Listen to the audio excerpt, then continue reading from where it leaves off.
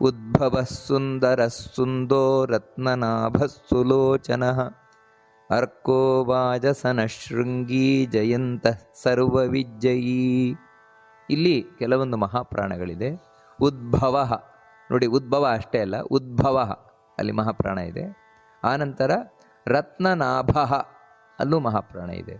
ಉದ್ಭವ ಸುಂದರ ಸುಂದೋ ರತ್ನನಾಭ ಸುಲೋಚನ. ಆನಂತರ ಕೆಲವು ಕಡೆ ದೀರ್ಘ ಇದೆ. ಅರ್ಕೋ ಅಲ್ಲಿ ನೋಡಿ ದೀರ್ಘ ಇದೆ. ಅರ್ಕೋ ವಾಜಸನ ಶೃಂಗೀ ಅಲ್ಲೂ ದೀರ್ಘ ಇದೆ. ಜಯಂತ ಸರ್ವವಿಜಯೀ, ಸರ್ವವಿಜಯೀ ಅನ್ನುವಲ್ಲೂ ದೀರ್ಘ ಇದೆ. ಇವುಗಳನ್ನೆಲ್ಲ ನಾವು ಶ್ಲೋಕವನ್ನು ಉಚ್ಚಾರಣೆ ಮಾಡಬೇಕಾದ್ರೆ ಸ್ಪಷ್ಟವಾಗಿ ಗಮನದಲ್ಲಿ ಇರಿಸ್ಕೊಳ್ಬೇಕಾದಂತಹ ವಿಷಯಗಳು. ಇನ್ನು ನಾವು ಅರ್ಥವನ್ನು ನೋಡ್ಕೊಂಡು ಹೋದರೆ, ಮೊದಲನೆಯದು ಉದ್ಭವ ಅಂತ. ಉದ್ಭವ ಅಂದರೆ ಉತ್ ಅಂತ ಹೇಳಿದರೆ ಉತ್ಕೃಷ್ಟ, ಉತ್ಕೃಷ್ಟವಾದ. ಭವ ಅಂದರೆ ಜನ್ಮ, ಉತ್ಕೃಷ್ಟವಾದ ಜನ್ಮವುಳ್ಳವ. ಅಂದರೆ ದೇವರು ಹುಟ್ಟಿ ಬರ್ತಾನೆ ಅಂದರೆ ನಮ್ಮ ಹಾಗಲ್ಲ. ಅದನ್ನು ಈ ಶಬ್ದ ತಿಳಿಸ್ತಾ ಇದೆ. ನಮ್ಮ ಹಾಗೆ ದೇವರು ಹುಟ್ಟಿ ಬರೋಲ್ಲ. ಮತ್ತೇನೆಂದರೆ ಅವನ ಹುಟ್ಟೇ ಬೇರೆ. ಜನ್ಮ ಕರ್ಮಚಮೇ ದಿವ್ಯಂ ಏವಂ ಯೋ ವೇತ್ತಿ ತತ್ವತಃ ಅಂತ ಭಗವದ್ಗೀತೆಯಲ್ಲಿ ಕೃಷ್ಣನ್ ಹೇಳಿದ್ದಾನೆ.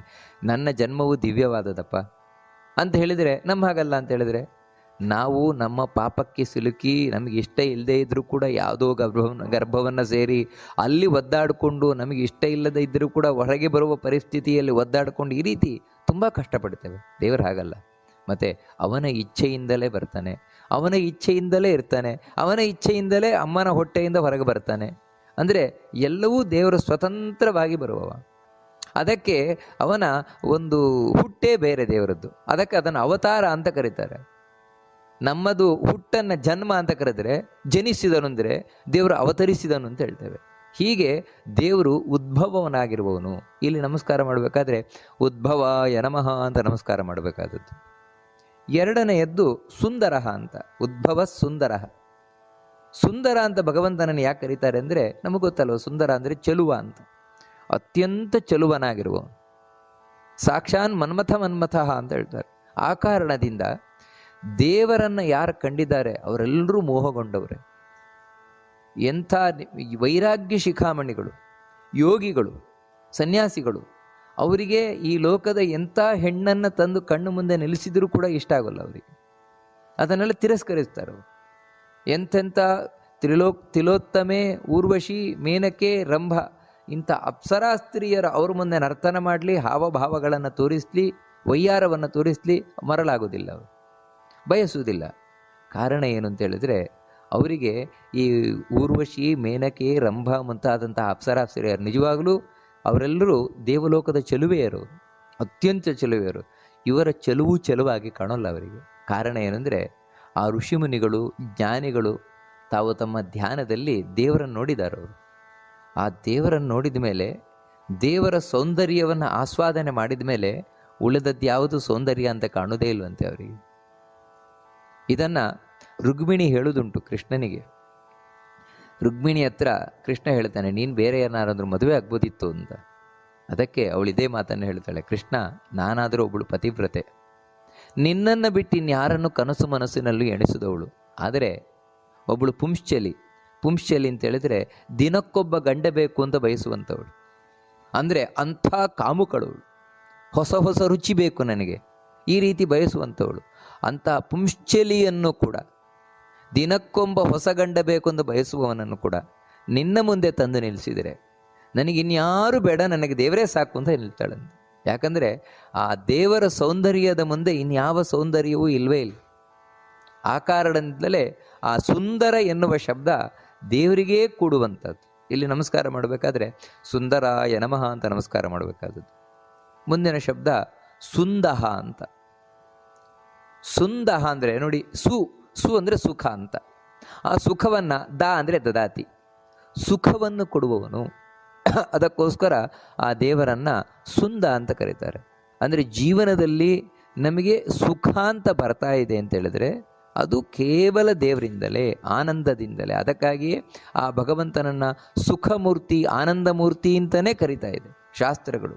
ಇನ್ಯಾರಿಂದಲೂ ಆನಂದ ದೊರಕುತ್ತಾ ಇಲ್ಲ. ನಾವೇನು ತಿಳ್ಕೊಂಡಿದ್ದೇವೆ ಅಂದರೆ ಆ ವಸ್ತುವಿನಿಂದ ಆನಂದ ಬರ್ತದೆ, ಈ ವಸ್ತುವಿನಿಂದ ಆನಂದ ಬರ್ತದೆ, ಅವರಿಂದ ಆನಂದ ಬರ್ತದೆ, ಇವರಿಂದ ಆನಂದ ಬರ್ತದೆ. ಇಲ್ಲ, ಯಾರಿಂದಲೂ ಅಲ್ಲ. ಮತ್ತು ಒಳಗೆ ದೇವರು ಕೂತಿದ್ದ ಅಂತ ಹೇಳಿದ್ರೆ ಯಾರಿಲ್ದಿದ್ರೂ ಆನಂದ ಇರ್ತದೆ, ಯಾವುದಿಲ್ದಿದ್ರೂ ಆನಂದ ಇರ್ತದೆ. ಯಾವ ರೀತಿ, ಯಾವುದೋ ಒಂದು ಗೊಂಡಾರಣ್ಯದಲ್ಲಿ ಯೋಗಿಗಳು ಋಷಿಗಳು ಕೂತಿರ್ತಾರೆ, ತಪಸ್ ಮಾಡ್ತಾ ಇರ್ತಾರೆ. ಅಲ್ಲಿ ನಮ್ಮ ಹಾಗೆ ಐಷಾರಾಮ ಜೀವನ ಇಲ್ಲ, ತಿನ್ನಲಿಕ್ಕೆ ನಮ್ಮ ಹಾಗೆ ಪಂಚಭಕ್ಷ ಪರಮಾನ್ನ ಇಲ್ಲ, ಮತ್ತು ಮಳೆ ಗಾಳಿ ಚಳಿ ಇದರ ಮಧ್ಯದಲ್ಲಿರ್ತಾರೆ. ಆದರೆ ಆನಂದ ಪಡ್ತಾ ಇರ್ತಾರೆ ಅವರು.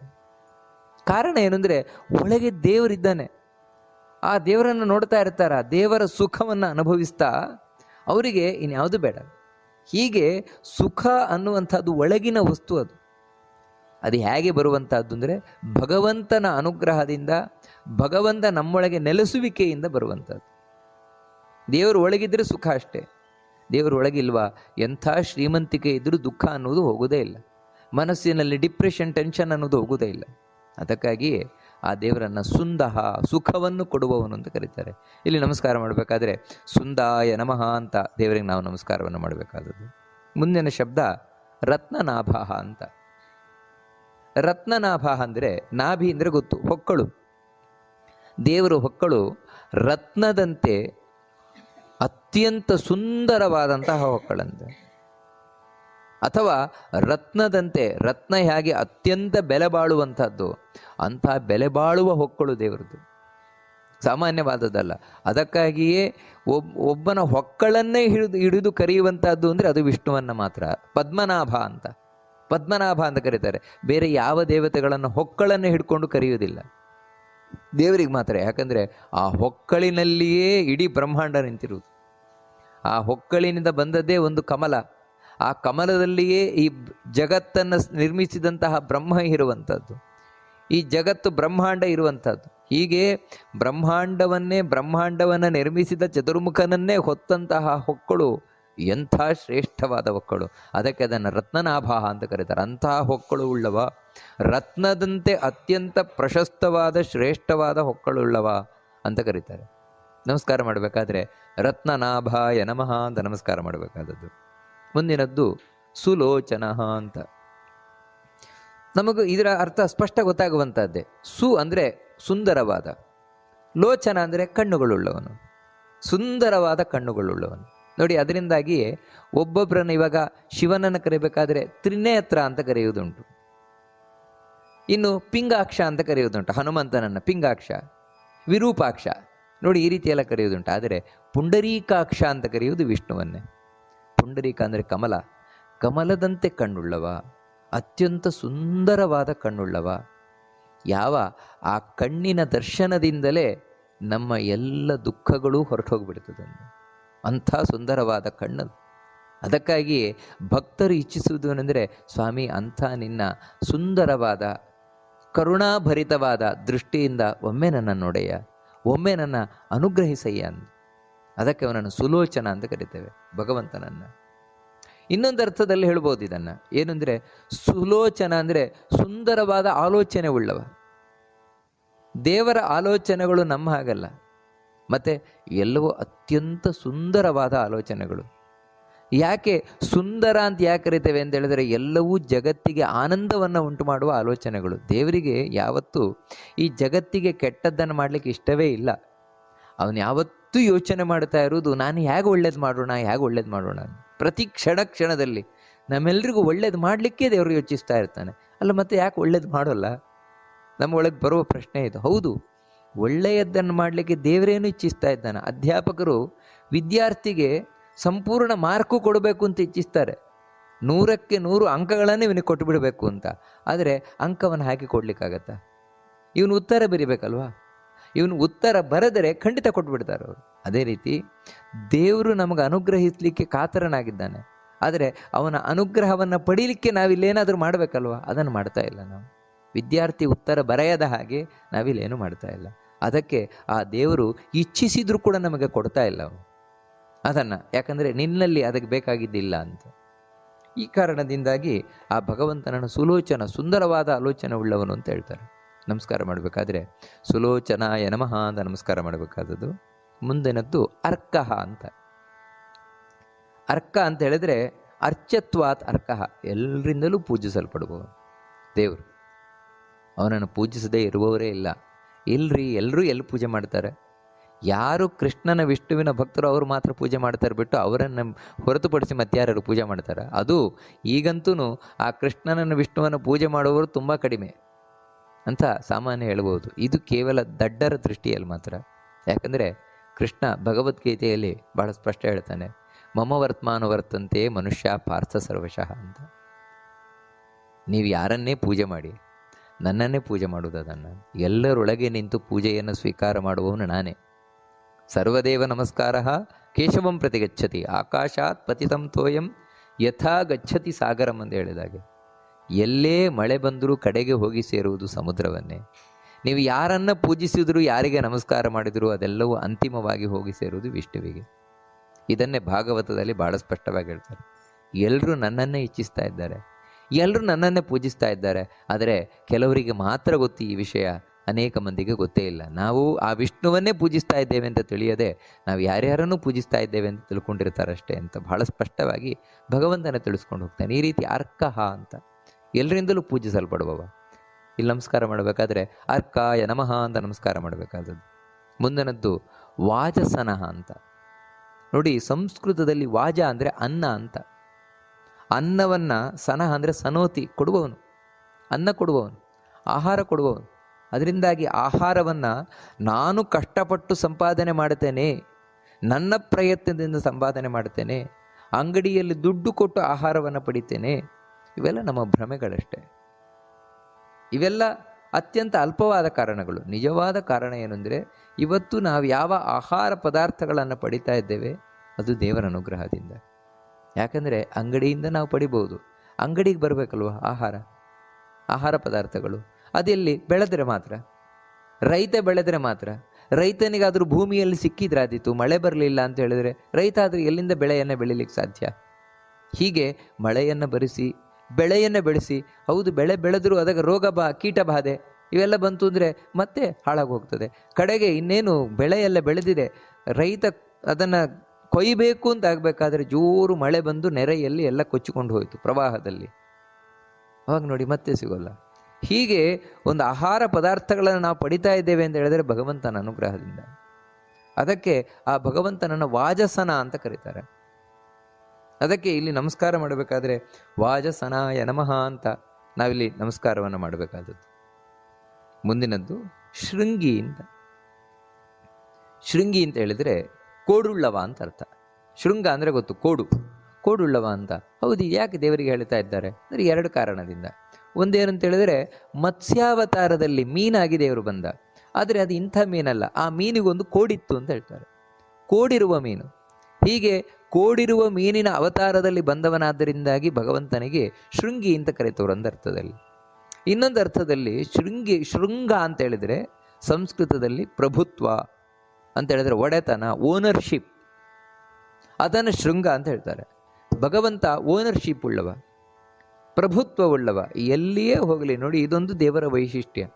ಎಲ್ಲಿಯೇ ಹೋದರೆ ದೇವರು ಪ್ರಭುವಾಗಿಯೇ ಇರ್ತಾನೆ ಹೊರತು ಅವನು ಯಾವತ್ತೂ ಸೇವಕನಾಗೋದಿಲ್ಲ.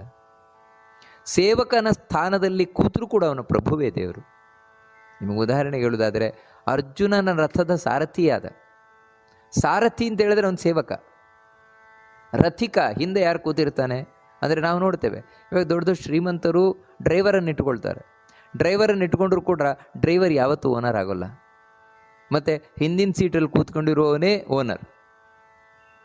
ನೋಡಿ, ಹೀಗೆ ಕೃಷ್ಣ ಸೇವಕನಾಗಿದ್ದರೂ ಕೂಡ ನೋಡಿ ಕುದುರೆ ಸಮೇತ ತೊಳೆದಿದ್ದಾನೆ. ಕುದುರೆಯನ್ನು ಬಿಚ್ಚಿ, ಕುದುರೆಯನ್ನು ತೊಳೆದು, ಕುದುರೆಗೆ ನೀರು ಕುಡಿಸಿ, ಇಷ್ಟೆಲ್ಲ ಸೇವಕನ ಕೆಲಸ ಮಾಡಿದ್ದಾನೆ. ಹಾಗಿದ್ರೆ ಅವನು ಒಡೆಯನೇ. ಯಾಕೆ ಅಂತ ಹೇಳಿದರೆ, ಹಿಂದೆ ಅರ್ಜುನ ಕೂತಿರ್ಬೋದು, ಆದರೆ ಒಂದೊಂದು ಬಾಣ ಬಿಡೋದಕ್ಕಿಂತ ಮುಂಚೆಲೂ ಕೈ ಜೋಡಿಸಿ ಕೃಷ್ಣನನ್ನು ಕೇಳ್ತಾ ಇದ್ದ, ಕೃಷ್ಣ ಬಾಣ ಬಿಡೋಣಲ್ವಾ, ಅಲ್ಲಿ ಬಿಡೋಣಲ್ವಾ. ಅಂದರೆ ಹಿಂದೆ ಕೂತಿದ್ದರೂ ಕೂಡ ಪ್ರಭುವಿನ ಸ್ಥಾನದಲ್ಲೇ ಅರ್ಜುನ ಕೂತಿದ್ರೂ ಕೂಡ ಪ್ರಭು ಆಗಲಿಲ್ಲ. ಪ್ರಭುವಾದದ್ದು ಕೃಷ್ಣನೇ. ಕೃಷ್ಣ ಹೇಳಿದಾಗೆ ನಡೆದದ್ದು. ಆಶ್ಚರ್ಯ ಏನು ಅಂತ ಹೇಳಿದರೆ, ಮಥುರಾ ಪಟ್ಟಣದಲ್ಲಿ ಕೃಷ್ಣ ಯಾವತ್ತೂ ರಾಜ ಆಗಲೇ ಇಲ್ಲ.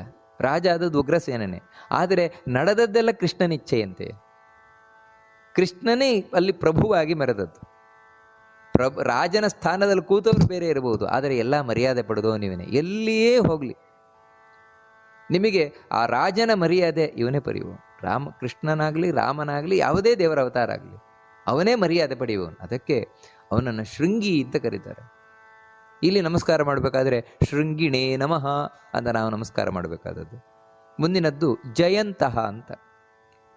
ಜಯಂತಹ ಅಂತ ಹೇಳಿದ್ರೆ ಜಯವನ್ನು ತಂದುಕೊಡ್ತಾನೆ ಅಂತ, ಭಕ್ತರಿಗೆ ಜಯವನ್ನು ತಂದುಕೊಡ್ತಾನೆ. ಅದಕ್ಕಾಗಿ ಭಕ್ತರಿಗೆ ಸೋಲಿಲ್ಲ. ನ ವಾಸುದೇವ ಭಕ್ತಾನಾಂ ಅಶುಭಂ ವಿದ್ಯತೆ ಕ್ವಚಿತ್. ಭಗವದ್ಭಕ್ತರಿಗೆ ಯಾವತ್ತೂ ಸೋಲಾಗುವುದಿಲ್ಲ. ಸೋಲಾದರೆ ಅವನು ಭಗವದ್ಭಕ್ತನಾಗಿರುವುದಿಲ್ಲ. ಅಲ್ರಿ, ಹಾಗಿದ್ರೆ ಧರ್ಮರಾಜಾದಿಗಳು ಸೋತೋದ್ರಲ್ವ, ಜೂಜಿನಲ್ಲಿ ಪಾಂಡವರು ಸೋತೋದ್ರಲ್ವ, ಅವರು ಕೃಷ್ಣನ ಭಕ್ತರಲ್ವ, ಕೃಷ್ಣನ ಭಕ್ತರಾಗಿ ಅವರಿಗೆ ಸೋಲು ಬಂತಲ್ವ ಅಂತ ಹೇಳಿದರೆ, ವಾಸ್ತವಿಕವಾಗಿ ಸೋಲೋ ಗೆಲುವು ಅನ್ನುವಂಥದ್ದು ಮೊದಲು ನಿಶ್ಚಯ ಮಾಡಲ್ಪಡುವುದಲ್ಲ, ಕಡೆಗೆ ನಿಶ್ಚಯ ಮಾಡಲ್ಪಡುವಂಥದ್ದು. ಒಬ್ಬ ವಿದ್ಯಾರ್ಥಿ ಅವನು ಬುದ್ಧಿವಂತನೋ ದಡ್ಡನೋ ಅನ್ನುವುದು ಯಾವಾಗ ಗೊತ್ತಾಗತ್ತೆ ಅಂತ ಹೇಳಿದರೆ ಎಕ್ಸಾಮಿನೇಷನಲ್ಲಿ ರಿಸಲ್ಟ್ ಬಂದ ಮೇಲೆ, ಹೊರತು ಅದಕ್ಕಿಂತ ಮುಂಚಿತವಾಗಿ ಅಲ್ಲ. ಅದಕ್ಕಿಂತ ಮುಂಚಿತವಾಗಿ ಶಾಲೆಯಲ್ಲಿ ಯಾರೋ ಒಬ್ಬ ಉತ್ತರ ಹೇಳ್ತಾ ಇರ್ಬೋದು, ಅಧ್ಯಾಪಕರು ಕೇಳಿದ ಕೂಡಲೇ ತಾನು ಉತ್ತರ ಹೇಳ್ತಾ ಇರ್ತಾನೆ. ಹೌದು, ಈ ಉತ್ತರ ಹೇಳಿದ್ರಿಂದಲೇ ಅವನನ್ನು ಬುದ್ಧಿವಂತ ಅಂತ ಹೇಳಿ ಬರೋಲ್ಲ. ಕಾರಣ ಏನಂದರೆ ಅವನು ಅಲ್ಲೇ ಪುಸ್ತಕ ನೋಡ್ಕೊಂಡು ಹೇಳ್ತಾ ಇರ್ಬೋದು. ಆದರೆ ಯಾರು ಪರೀಕ್ಷೆಯಲ್ಲಿ ಬರೀತಾನೆ, ಪರೀಕ್ಷೆಯಲ್ಲಿ ಅಂದರೆ ಯಾವುದನ್ನೂ ನೋಡಿಕೊಳ್ಳದೆ ತಾನು ಬರೀತಾನೆ, ಆಗ ಅವನ ಅಂಕಗಳನ್ನು ಗಳಿಸಿದರೆ ನಿಜವಾಗ್ಲೂ ಬುದ್ಧಿವಂತ ಅವನು ಕಡೆಗೆ. ಹಾಗೆ ಇಲ್ಲಿಯೂ ಕೂಡ ಮೊದಲು ಪಾಂಡವರು ಸೋತ ಹಾಗೆ ಆಗಿರಬಹುದು, ಆದರೆ ನಿಜವಾಗ ಅಲ್ಲೂ ಸೋತದ್ದಲ್ಲ, ಗೆದ್ದದ್ದವರೇ ಅಲ್ಲಿ. ಯಾಕಂದರೆ ಇಲ್ಲದೇ ಇದ್ದರೆ ದ್ರೌಪದಿಯನ್ನು ನಗ್ನವಾಗಿ ಮಾಡಿಬಿಡ್ತಾ ಇದ್ರು ದುರ್ಯೋಧನಾದಿಗಳು. ಆದರೆ ಒಂದು ಚೂರು ಅವಳ ಬಟ್ಟೆಯನ್ನು ಆಚೀಚೆ ಮಾಡಲಿಕ್ಕಾಗಲಿಲ್ಲ ಅವರಿಗೆ, ಅಲ್ಲೂ ಸೋತೋದ್ರು. ಈ ಪಾಂಡವರಲ್ಲಿ ಒಡಕನ್ನು ಉಂಟು ಮಾಡಬೇಕು ಅಂತ ದುರ್ಯೋಧನ ಇನ್ನಿಲ್ಲದ ಪ್ರಯತ್ನ ಅಲ್ಲಿ ಮಾಡಿದ, ಆದರೆ ಒಡಕುಂಟು ಮಾಡಲಿಕ್ಕೆ ಆಗಲೇ ಇಲ್ಲ. ಈ ಪಾಂಡವರಿಗೆ ಎಷ್ಟು ಸಾಧ್ಯ ಉಂಟು ಅಷ್ಟು ಅವಮಾನ ಮಾಡಿ ಆ ಅವಮಾನದಿಂದ ಇವರು ಡಿಪ್ರೆಸ್ ಆಗಿ ಸತ್ತು ಹೋಗ್ಬಿಡ್ಬೇಕು, ಅಷ್ಟು ಪ್ರಯತ್ನವನ್ನು ದುರ್ಯೋಧನಾದಿಗಳು ಮಾಡಿದರು. ಅದು ಕೂಡ ಆಗಲಿಲ್ಲ. ಅಂದರೆ ಈ ದುರ್ಯೋಧನಾದಿಗಳು ತಾವು ಏನೇನು ಇಚ್ಛೆಯನ್ನು ಇಟ್ಟುಕೊಂಡು ಅಲ್ಲಿ ಪ್ರಯತ್ನ ನಡೆಸಿದ್ದಾರೆ, ಅದ್ಯಾವುದು ನಡೀಲೇ ಇಲ್ಲ. ಯಾಕಂದರೆ ನಿಜವಾಗಿಯೂ ಕೂಡ ನೈತಿಕವಾಗಿ ಅಲ್ಲಿ ಗೆದ್ದದ್ದು ಧರ್ಮರಾಜಾದಿಗಳೇ, ಪಾಂಡವರೇ. ಹೊರಗೆ ಮಾತ್ರ ದುರ್ಯೋಧನಾದಿಗಳು ಗೆದ್ದರು, ಒಳಗಿನಿಂದ ಪಾಂಡವರೇ ಗೆದ್ದರು. ಹೀಗೆ ಭಗವದ್ಭಕ್ತರಿಗೆ ಎಲ್ಲಿಗೆ ಹೋದರೂ ಜಯವೇ, ಎಲ್ಲ ಜಯ ಎಲ್ಲ ಜಯ, ಬಲ್ಲ ಸುಜನರಿಗೆ ಎಲ್ಲ ಜಯ. ಇದನ್ನು ಬಹಳ ಸ್ಪಷ್ಟವಾಗಿ ಹೇಳ್ತಾರೆ. ಅದಕ್ಕೆ ಭಗವಂತನನ್ನು ಜಯಂತ ಅಂತ ಕರೀತಾರೆ, ಜಯವನ್ನು ತಂದು ಕೊಡುವವ. ಎಲ್ಲಿ ನಮಸ್ಕಾರ ಮಾಡಬೇಕಾದ್ರೆ ಜಯಂತಾಯ ನಮಃ ಅಂತ ನಮಸ್ಕಾರ ಮಾಡಬೇಕಾದದ್ದು. ಮುಂದಿನದ್ದು ಸರ್ವವಿಜ್ಜಯಿ ಅಂತ ಕರೀತೇವೆ. ಸರ್ವವಿಜ್ಜಯಿ ಅಂತ ಹೇಳಿದರೆ ಸರ್ವವಿತ್, ಎಲ್ಲವನ್ನು ತಿಳ್ಕೊಂಡವರು, ಎಲ್ಲವನ್ನು ತಿಳ್ಕೊಂಡವರನ್ನೂ ಗೆದ್ದವನಿವನು ದೇವರು.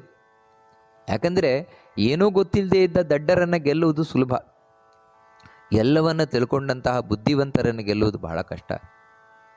ಆ ರೀತಿ ಸರ್ವಜ್ಞರಾದವರು, ಸರ್ವವಿತ್ ಸರ್ವಜ್ಞರು ತಿಳ್ಕೊಂಡವರು. ಯಾಕಂದರೆ ಬ್ರಹ್ಮಾದಿ ದೇವತೆಗಳು, ನಮ್ಮಂಥವರಲ್ಲ, ಬ್ರಹ್ಮಾದಿ ದೇವತೆಗಳು, ಅನೇಕ ಋಷಿಮುನಿಗಳು. ಆದರೆ ಇವರೆಲ್ಲರ ಮನಸ್ಸನ್ನೂ ಗೆದ್ದವನು ಭಗವಂತ. ಹೊರಗಿನಿಂದ ಒಳಗಿನಿಂದ ಎಲ್ಲ ಕಡೆಯಿಂದಲೂ ಗೆದ್ದಿದ್ದಾನವರನ್ನು. ಅದರಿಂದಾಗಿ ಇವರೆಲ್ಲರೂ ಸದಾ ಧ್ಯಾನ ಮಾಡ್ತಾ ಇರುವುದು ಇವನನ್ನೇ, ಭಗವಂತನನ್ನೇ. ಹೀಗೆ ಇವನು ಸರ್ವವಿಜ್ಜಯಿ, ಸರ್ವಜ್ಞರಾದವರನ್ನೂ ಕೂಡ ಗೆದ್ದವನು. ಇಲ್ಲಿ ನಾವು ನಮಸ್ಕಾರ ಮಾಡಬೇಕಾದ್ರೆ ಸರ್ವವಿಜ್ಜಯಿನೇ ನಮಃ ಅಂತ ನಮಸ್ಕಾರ ಮಾಡಬೇಕಾದದ್ದು. ಮುಂದಿನದ್ದು ಭಗವಂತನ ನಾಮ ಸುವರ್ಣಬಿಂದು ಅಂತ. ಸುವರ್ಣಬಿಂದು ಅಂತ ಇಲ್ಲಿ ಸುವರ್ಣಬಿಂದು ಅಂದರೆ ಸುವರ್ಣ. ಸುವರ್ಣ ಅಂದರೆ ವರ್ಣ ಅಂದರೆ ಅಕ್ಷರ, ವರ್ಣಮಾಲೆ ನಾವು ಕೇಳಿದ್ದೇವೆ, ಅ ಆ ಇ ಈ ವರ್ಣಮಾಲೆ. ಅಂತಹ ಒಳ್ಳೆ ಅಕ್ಷರಗಳು ಸುವರ್ಣ, ಸುಂದರವಾದ ಅಕ್ಷರಗಳು. ಯಾಕೆ ಅಕ್ಷರಗಳನ್ನು ಸುಂದರವಾದದ್ದು ಅಂತ ಕರೀತಾರೆ ಅಂದರೆ, ಅಕ್ಷರ ಅ ಆ ಇ ಈ ಅನ್ನುವಂಥದ್ದು ಕೇವಲ ಶಬ್ದಗಳನ್ನು ಬರೀಲಿಕ್ಕಷ್ಟೇ ಇರುವುದಲ್ಲ, ಮತ್ತು ಆ ಒಂದೊಂದು ಅಕ್ಷರದಲ್ಲೂ ಶಕ್ತಿ ಇದೆ, ಶಕ್ತಿಯಿಂದ ಕೂಡಿಕೊಂಡಿದೆ. ಅದಕ್ಕಾಗಿಯೇ ಆ ಒಂದೊಂದು ಅಕ್ಷರಗಳು ಒಂದೊಂದು ಮಂತ್ರ ಅದು. ಇದನ್ನು ಶಾಸ್ತ್ರಗಳಲ್ಲಿ ತುಂಬ ಚೆನ್ನಾಗಿ ಹೇಳ್ಕೊಂಡು ಹೋಗ್ತಾರೆ. ಅಂ ಆಂ ಇಂ ಈಂ ಊಂ ಊಂ ನೋಡಿ, ಇವೆಲ್ಲವೂ ಒಂದೊಂದು ಅಕ್ಷರಗಳು, ಒಂದೊಂದು ಮಂತ್ರ ಅದು. ಅದು ಅನೇಕ ನಮಗೆ ಇಷ್ಟಾರ್ಥಗಳನ್ನು ಸಿದ್ಧಿಸಿಕೊಡುತ್ತದೆ. ನಮ್ಮ ದೇಹಕ್ಕೆ ಸಂಬಂಧಪಟ್ಟಾಗಿ ಅಕ್ಷರಗಳಿದೆ, ಜಗತ್ತಿಗೆ ಸಂಬಂಧಪಟ್ಟಾಗಿ ಅಕ್ಷರಗಳಿದೆ. ಅಂದರೆ ಇವತ್ತು ನಾವೇನು ಆಂಗ್ಲ ಭಾಷೆ ಇಂಗ್ಲೀಷ್ನಲ್ಲೇ ನೋಡ್ತೇವೆ, ಎ ಬಿ ಸಿ ಡಿ, ಇದಕ್ಕೆ ಅರ್ಥ ಇಲ್ಲ. ಆದರೆ ಸಂಸ್ಕೃತದಲ್ಲಿ ಇರುವಂತಹ ಅ ಆ ಇ ಈ ಅದು ಅರ್ಥಪೂರ್ಣವಾದದ್ದು, ಅದಕ್ಕೆ ಅದು ಸುವರ್ಣ. ಅದು ಅಂತಹ ಅಕ್ಷರಗಳಿಂದ. ಇನ್ನು ಬಿಂದು ಅಂತ ಇಟ್ಕೊಳ್ಳಿ. ಬಿಂದು ಅಂತ ಹೇಳಿದರೆ ಫುಲ್ ಸ್ಟಾಪ್ ಅಂತ ಹೇಳ್ತೇವೆ, ಚುಕ್ಕಿ, ಫುಲ್ ಸ್ಟಾಪ್ ಅಂತ ಹೇಳ್ತೇವೆ, ಪೂರ್ಣ ವಿರಾಮ. ಇದೆಲ್ಲದರಿಂದಲೂ ಕರೆಯಲ್ಪಡುವವನು ದೇವರೇ ಅಂತ.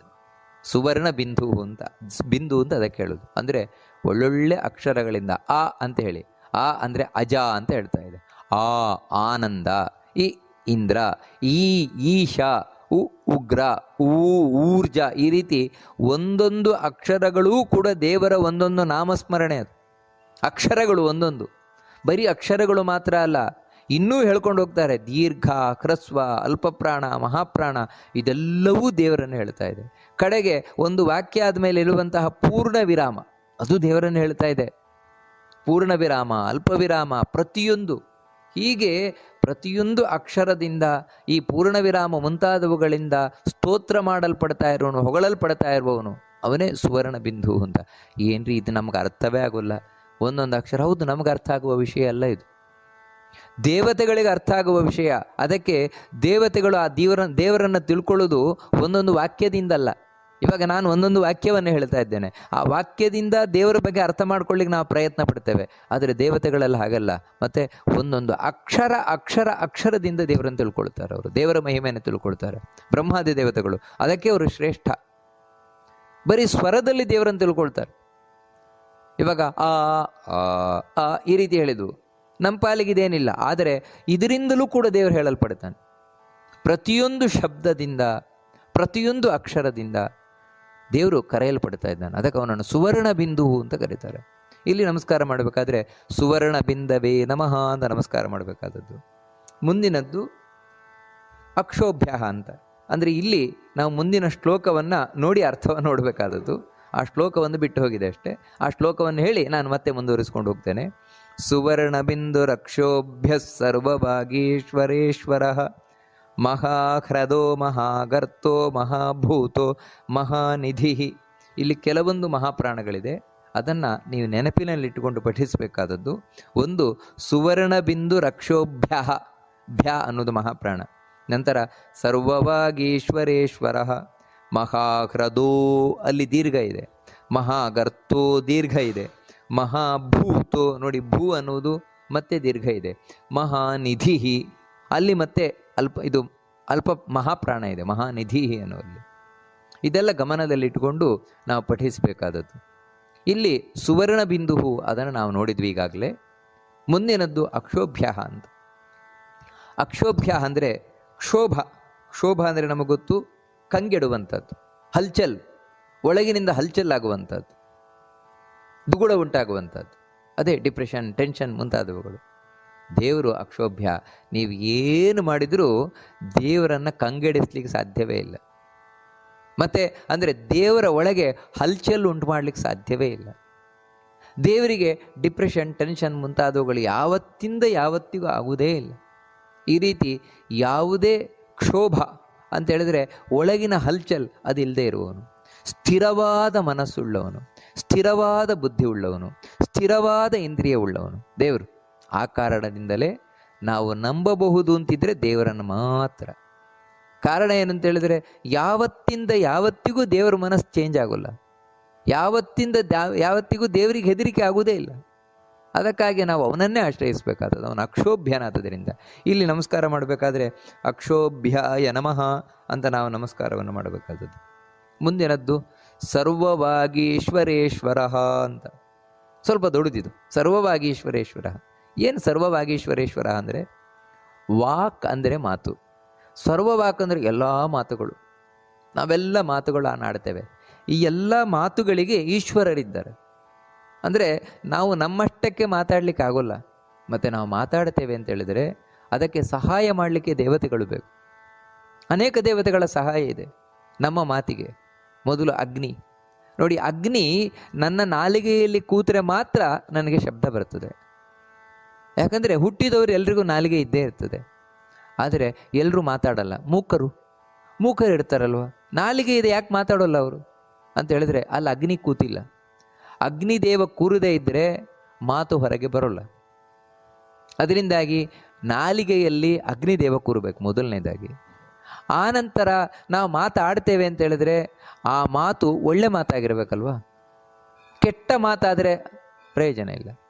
ನನ್ನ ನಾಲಿಗೆಯಲ್ಲಿ ಒಳ್ಳೊಳ್ಳೆ ಮಾತುಗಳು ಬರಬೇಕು ಅಂತ ಹೇಳಿದ್ರೆ ಅದು ಸರಸ್ವತಿಯಿಂದ. ಎನ್ನ ನಾಲಿಗೆಯಲ್ಲಿ ನಿಂತಿಡಬಾರದೆ, ಇದೇ ಪಾಲಿಸೆನ್ನ ಮುದ್ದು ಶಾರದೆ, ಇದೇ ಪ್ರಾರ್ಥನೆ ಮಾಡಿಕೊಳ್ಳೋದು. ನಮ್ಮ ನಾಲಿಗೆಯಲ್ಲಿ ನಿಂತು ಒಳ್ಳೊಳ್ಳೆ ಶಬ್ದಗಳನ್ನು ನುಡಿಸುವವಳು, ಒಳ್ಳೊಳ್ಳೆ ಮಾತುಗಳನ್ನು ನುಡಿಸುವವಳು ಶಾರದೆ, ಸರಸ್ವತಿ. ನೋಡಿ, ಅದಕ್ಕಾಗಿ ಸರಸ್ವತಿ ನಾಲಿಗೆಯಲ್ಲಿದ್ದಾಳೆ, ಅಗ್ನಿ ನಾಲಿಗೆಯಲ್ಲಿದ್ದಾಳೆ, ಪಾರ್ವತಿ ನಾಲಿಗೆಯಲ್ಲಿದ್ದಾಳೆ. ಯಾಕೆಂತ ಹೇಳಿದ್ರೆ ಆ ಮಾತು ಮನಸ್ಸಿನಿಂದ ಬರಬೇಕಲ್ವಾ. ಮನಸ್ಸಿನಿಂದ ಬಂದ ಮಾತೇ ಮಾತು. ಇಲ್ಲದೆ ಇದ್ರೆ ನಮ್ಮಲ್ಲಿ ಹೇಳ್ತೇವಲ್ವಾ, ಇದು ಬರೀ ಕಂಠದ ಮೇಲಿನ ಮಾತಷ್ಟೇ ಅಂತ, ಕುತ್ತಿಗೆ ಮೇಲಿನ ಮಾತಾಡ್ತಾರಷ್ಟೇ ಅಂತ. ಅಂದರೆ ಮನಸ್ಸಿನಿಂದ ಬರುವ ಮಾತಲ್ಲ. ಆ ಮಾತು ಮನಸ್ಸಿನಿಂದ ಬರಬೇಕು ಅಂತ ಹೇಳಿದ್ರೆ ಅದು ಪಾರ್ವತಿಯ ಇರಬೇಕು. ಅದಕ್ಕೆ ಮನದಾಭಿಮಾನಿಯೇ ಅಂತ ಪಾರ್ವತಿಯನ್ನು ಕರೆಯುವುದುಂಟು. ಈ ಕಾರಣದಿಂದಲೇ ಹೀಗೆ ಪಾರ್ವತಿ ನಮ್ಮ ನಾಲಿಗೆಯಲ್ಲಿ ನಿಲ್ಲಬೇಕು, ಸರಸ್ವತಿ ನಮ್ಮ ನಾಲಿಗೆಯಲ್ಲಿ ನಿಲ್ಲಬೇಕು, ಅಗ್ನಿ ನಮ್ಮ ನಾಲಿಗೆಯಲ್ಲಿ ನಿಲ್ಲಬೇಕು, ಇಷ್ಟೆಲ್ಲ ದೇವತೆಗಳು ನಿಲ್ಲಬೇಕಲ್ವ. ಆದರೆ ಇವರೆಲ್ಲರಿಗೂ ಈಶ್ವರನಾಗಿರುವವನು ಅವನೇ, ನಾರಾಯಣನೇ. ಅವನು ಇಚ್ಛೆ ಮಾಡಿದರೆ ಮಾತ್ರ ಇವರೆಲ್ಲ ನಮ್ಮ ನಾಲಿಗೆಯಲ್ಲಿ ನಿಲ್ಲಿಸು ಒಳ್ಳೆ ಮಾತಾಡಿಸ್ತಾರೆ, ಮನಸ್ಸಿನ ಮಾತಾಡಿಸ್ತಾರೆ, ಮಾತಾಡುವ ಶಕ್ತಿ ಕೊಡ್ತಾರೆ. ಇಲ್ಲದಿದ್ರೆ ಇಲ್ವೇ ಇಲ್ಲ. ಅದಕ್ಕಾಗಿಯೇ ಧ್ರುವ ಹೇಳಿದ್ದು ಯೋಂತ ಪ್ರವಿಶ್ಯ ಮಮ ವಾಚ ಮಿಮಾಂ ಪ್ರಸುಪ್ತಾಂ ಸಂಜೀವಯತಿ ಅಂತ. ದೇವರೇ, ಮಾತಾಡಿದ್ರೆ ನಾನು ಯಾಕೆ ಮಾತಾಡೋಣ, ನೀನು ನನ್ನೊಳಗೆ ನಿಂತು ಮಾತನಾಡಿಸಿದರೆ ಮಾತ್ರ ಮಾತಾಡ್ತೇನಷ್ಟೇ. ಇದೇ ಕಾರಣದಿಂದಲೇ ಹೇಳಿದ್ದು. ಅದಕ್ಕಾಗಿಯೇ ಆ ಭಗವಂತನನ್ನು ಸರ್ವವಾಗೀಶ್ವರೇಶ್ವರಾಯ ನಮಃ ಅಂತ ನಾವು ಸ್ತೋತ್ರವನ್ನು ಮಾಡಬೇಕಾದದ್ದು, ನಮಸ್ಕಾರ ಮಾಡಬೇಕಾದದ್ದು. ಮುಂದಿನದ್ದು ಮಹಾಹ್ರದ ಅಂತ. ನೋಡಿ, ಹ್ರದ ಅಂತ ಹೇಳಿದರೆ ಆಳವಾದಂತಹ ಸರೋವರ. ದೇವರು ಅಂದರೆ ಆಳವಾದ ಸರೋವರ ಅಂತ ಹೇಳ್ತಾರೆ. ಅಂದರೆ ಆಳವಾದ ಸರೋವರ ಅಂತ ಯಾಕೆ ಕರೀತಾರೆ ಅಂತ ಹೇಳಿದರೆ ದೇವರನ್ನು ಸಂಪೂರ್ಣ ತಿಳಿಲಿಕ್ಕೆ ಆಗುವುದಿಲ್ಲ ಅಂತ. ನಾವು ಏನು ಪ್ರಯತ್ನ ಮಾಡಿದರೂ ಆಳವಾದ ಒಂದು ಸರೋವರ ಇದ್ದರೆ ಎಷ್ಟು ಕೆಳಗೆ ಹೋಗ್ಲಿಕ್ಕಾಗತ್ತೆ? ಆಗೋಲ್ಲ. ಅದೇ ರೀತಿ ದೇವರನ್ನು ಸಂಪೂರ್ಣ ತಿಳ್ಕೊಳ್ಳಿಕ್ಕಾಗೋಲ್ಲ. ಹಾಗಂತ ತಿಳಿಲಿಕ್ಕಾಗೋದೇ ಇಲ್ಲ ಅಂತಲ್ಲ. ಮತ್ತು ನಮ್ಮ ಯೋಗ್ಯತೆ ಏನಿದೆ ಅಷ್ಟು ನಾವು ತಿಳ್ಕೊಳ್ಬೋದು. ಸಮುದ್ರದ ಎಲ್ಲ ನೀರು ತರಲಿಕ್ಕಾಗೋಲ್ಲ. ಆದರೆ ನಮ್ಮ ಪಾತ್ರೆ ಎಷ್ಟಿದೆಯೋ ಅಷ್ಟು ನೀರನ್ನು ತುಂಬಿಸ್ಕೊಂಡು ಬರ್ಬೋದು ಅಲ್ರಿ. ಅಷ್ಟೇ ತುಂಬಿಸ್ಕೊಂಡ್ರೆ ನಮಗೆ ಲಾಸ್ ಅಲ್ವಾ? ಅಂದರೆ ನನ್ನ ಬಳಿ ಇರುವುದೇ ಎಷ್ಟು, ಮತ್ತು ನನಗೆ ಅಷ್ಟೇ ಸಾಕು, ಅದಕ್ಕಿಂತ ಹೆಚ್ಚು ನನಗೆ ಬೇಡ. ಯಾಕಂದರೆ ಇಡೀ ಸಮುದ್ರವನ್ನು ಮನೆಗೆ ತೊಗೊಂಬಂದರೆ ಮನೆಗೆ ಮುಳುಗೋಗುತ್ತದೆ ಅಷ್ಟೇ. ನನಗೆ ಬದುಕಲಿಕ್ಕಾಗೋಲ್ಲ. ಎಷ್ಟು ಬೇಕೋ ಅಷ್ಟೇ ತರ್ತೇವೆ, ನಮ್ಮ ಯೋಗ್ಯತೆಗೆ ಅನುಗುಣ. ಹಾಗೆ ದೇವರನ್ನು ಅರ್ಥ ಮಾಡ್ಕೊಳ್ತೇವೆ, ತಿಳ್ಕೊಳ್ತೇವೆ ನಮ್ಮ ಯೋಗ್ಯತೆಗೆ ಅನುಗುಣವಾಗಿ.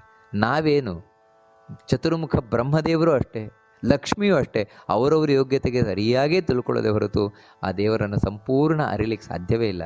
ಕಾರಣ ಏನಂತ ಹೇಳಿದ್ರೆ ಅವನು ಅತ್ಯಂತ ಆಳವಾದಂತಹ ಸರೋವರ, ಅವನು ಮಹಾಹ್ರದ. ಅದಕ್ಕೆ ಕರೆಯುವಂಥದ್ದು ಭಗವಂತನನ್ನು. ಇಲ್ಲಿ ನಮಸ್ಕಾರವನ್ನು ಮಾಡಬೇಕಾದ್ರೆ ಮಹಾಹ್ರದಾಯ ನಮಃ ಅಂತ ನಾವು ನಮಸ್ಕಾರವನ್ನು ಮಾಡಬೇಕಾದದ್ದು.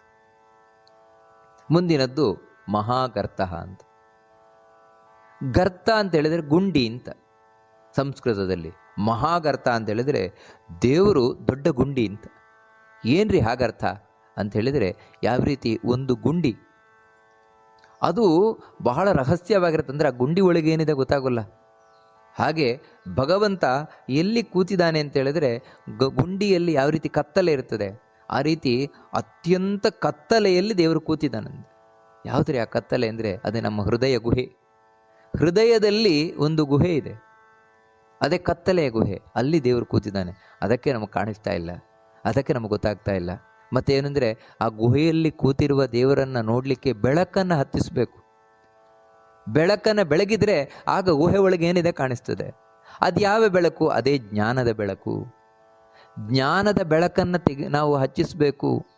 ಅದೇ ಜ್ಞಾನದ ಸೂರ್ಯ ಒಳಗೆ ಉದಯಿಸಬೇಕು.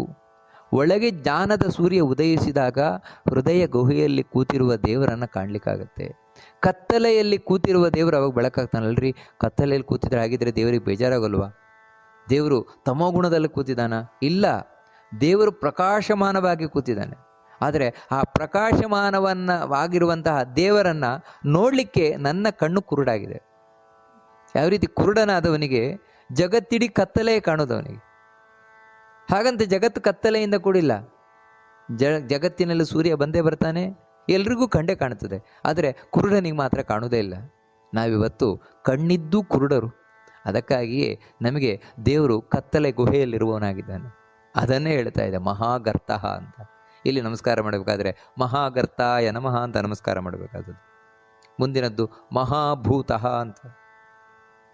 ಮಹಾಭೂತ ಅಂತ ಹೇಳಿದ್ರೆ ವಾಸ್ತವಿಕವಾಗಿ ಭೂತ ಅಂದರೆ ಶಬ್ದ ಏನಂದ್ರೆ ಇರುವವನು ಅಂತ. ಇರುವವನಿಗೆ ಭೂತ ಅಂತ. ಮಹಾ ಅಂತ ಹೇಳಿದ್ರೆ ಅನೇಕ ಅರ್ಥಗಳು. ಅದರಲ್ಲಿ ಒಂದರ್ಥ ಏನು ಅಂತ ಹೇಳಿದ್ರೆ ಪೂಜ್ಯವಾದದ್ದು ಅಂತ. ಮಖ್ಯತೆ, ಪೂಜ್ಯತೆ, ಪೂಜಿಸಲ್ಪಡುವಂತಹ ಅಸ್ತಿತ್ವವುಳ್ಳವನು ಅಂತ ಅರ್ಥ. ಇರುವವನು ಯಾವ ರೀತಿ? ನಮ್ಮ ಹಾಗಲ್ಲ. ನಮ್ಮ ಹಾಗೆ ದೇವರಿರುವವನಲ್ಲ. ನಾವು ಇರ್ತೇವೆ, ಭೂಮಿಗೆ ಭಾರ ಅನ್ನಕ್ಕೆ ದಂಡ ಅಂತ ಹೇಳ್ತೇವಲ್ಲೋ, ಆ ರೀತಿ ಇರಬೇಕು ಅಂತ ಇರುವವರು, ಭಾರವಾಗಿ ಇರುವಂಥವ್ರು. ಆದರೆ ಭಗವಂತ ಹಾಗಲ್ಲ. ಭಗವಂತನ ಇರುವಿಕೆ ಜಗತ್ತಿಗೆ ಅತ್ಯವಶ್ಯಕವಾಗಿ ಬೇಕು. ಭಗವಂತನ ಇರುವಿಕೆ ನಮ್ಮ ಅಸ್ತಿತ್ವಕ್ಕೆ ಬಹಳ ಮುಖ್ಯವಾಗಬೇಕು. ದೇವರಿಲ್ಲ ಅಂದರೆ ನಾವಿಲ್ವೇ ಇಲ್ಲ, ದೇವರಿಲ್ಲ ಅಂದರೆ ಈ ಜಗತ್ತಿಲ್ವೇ ಇಲ್ಲ.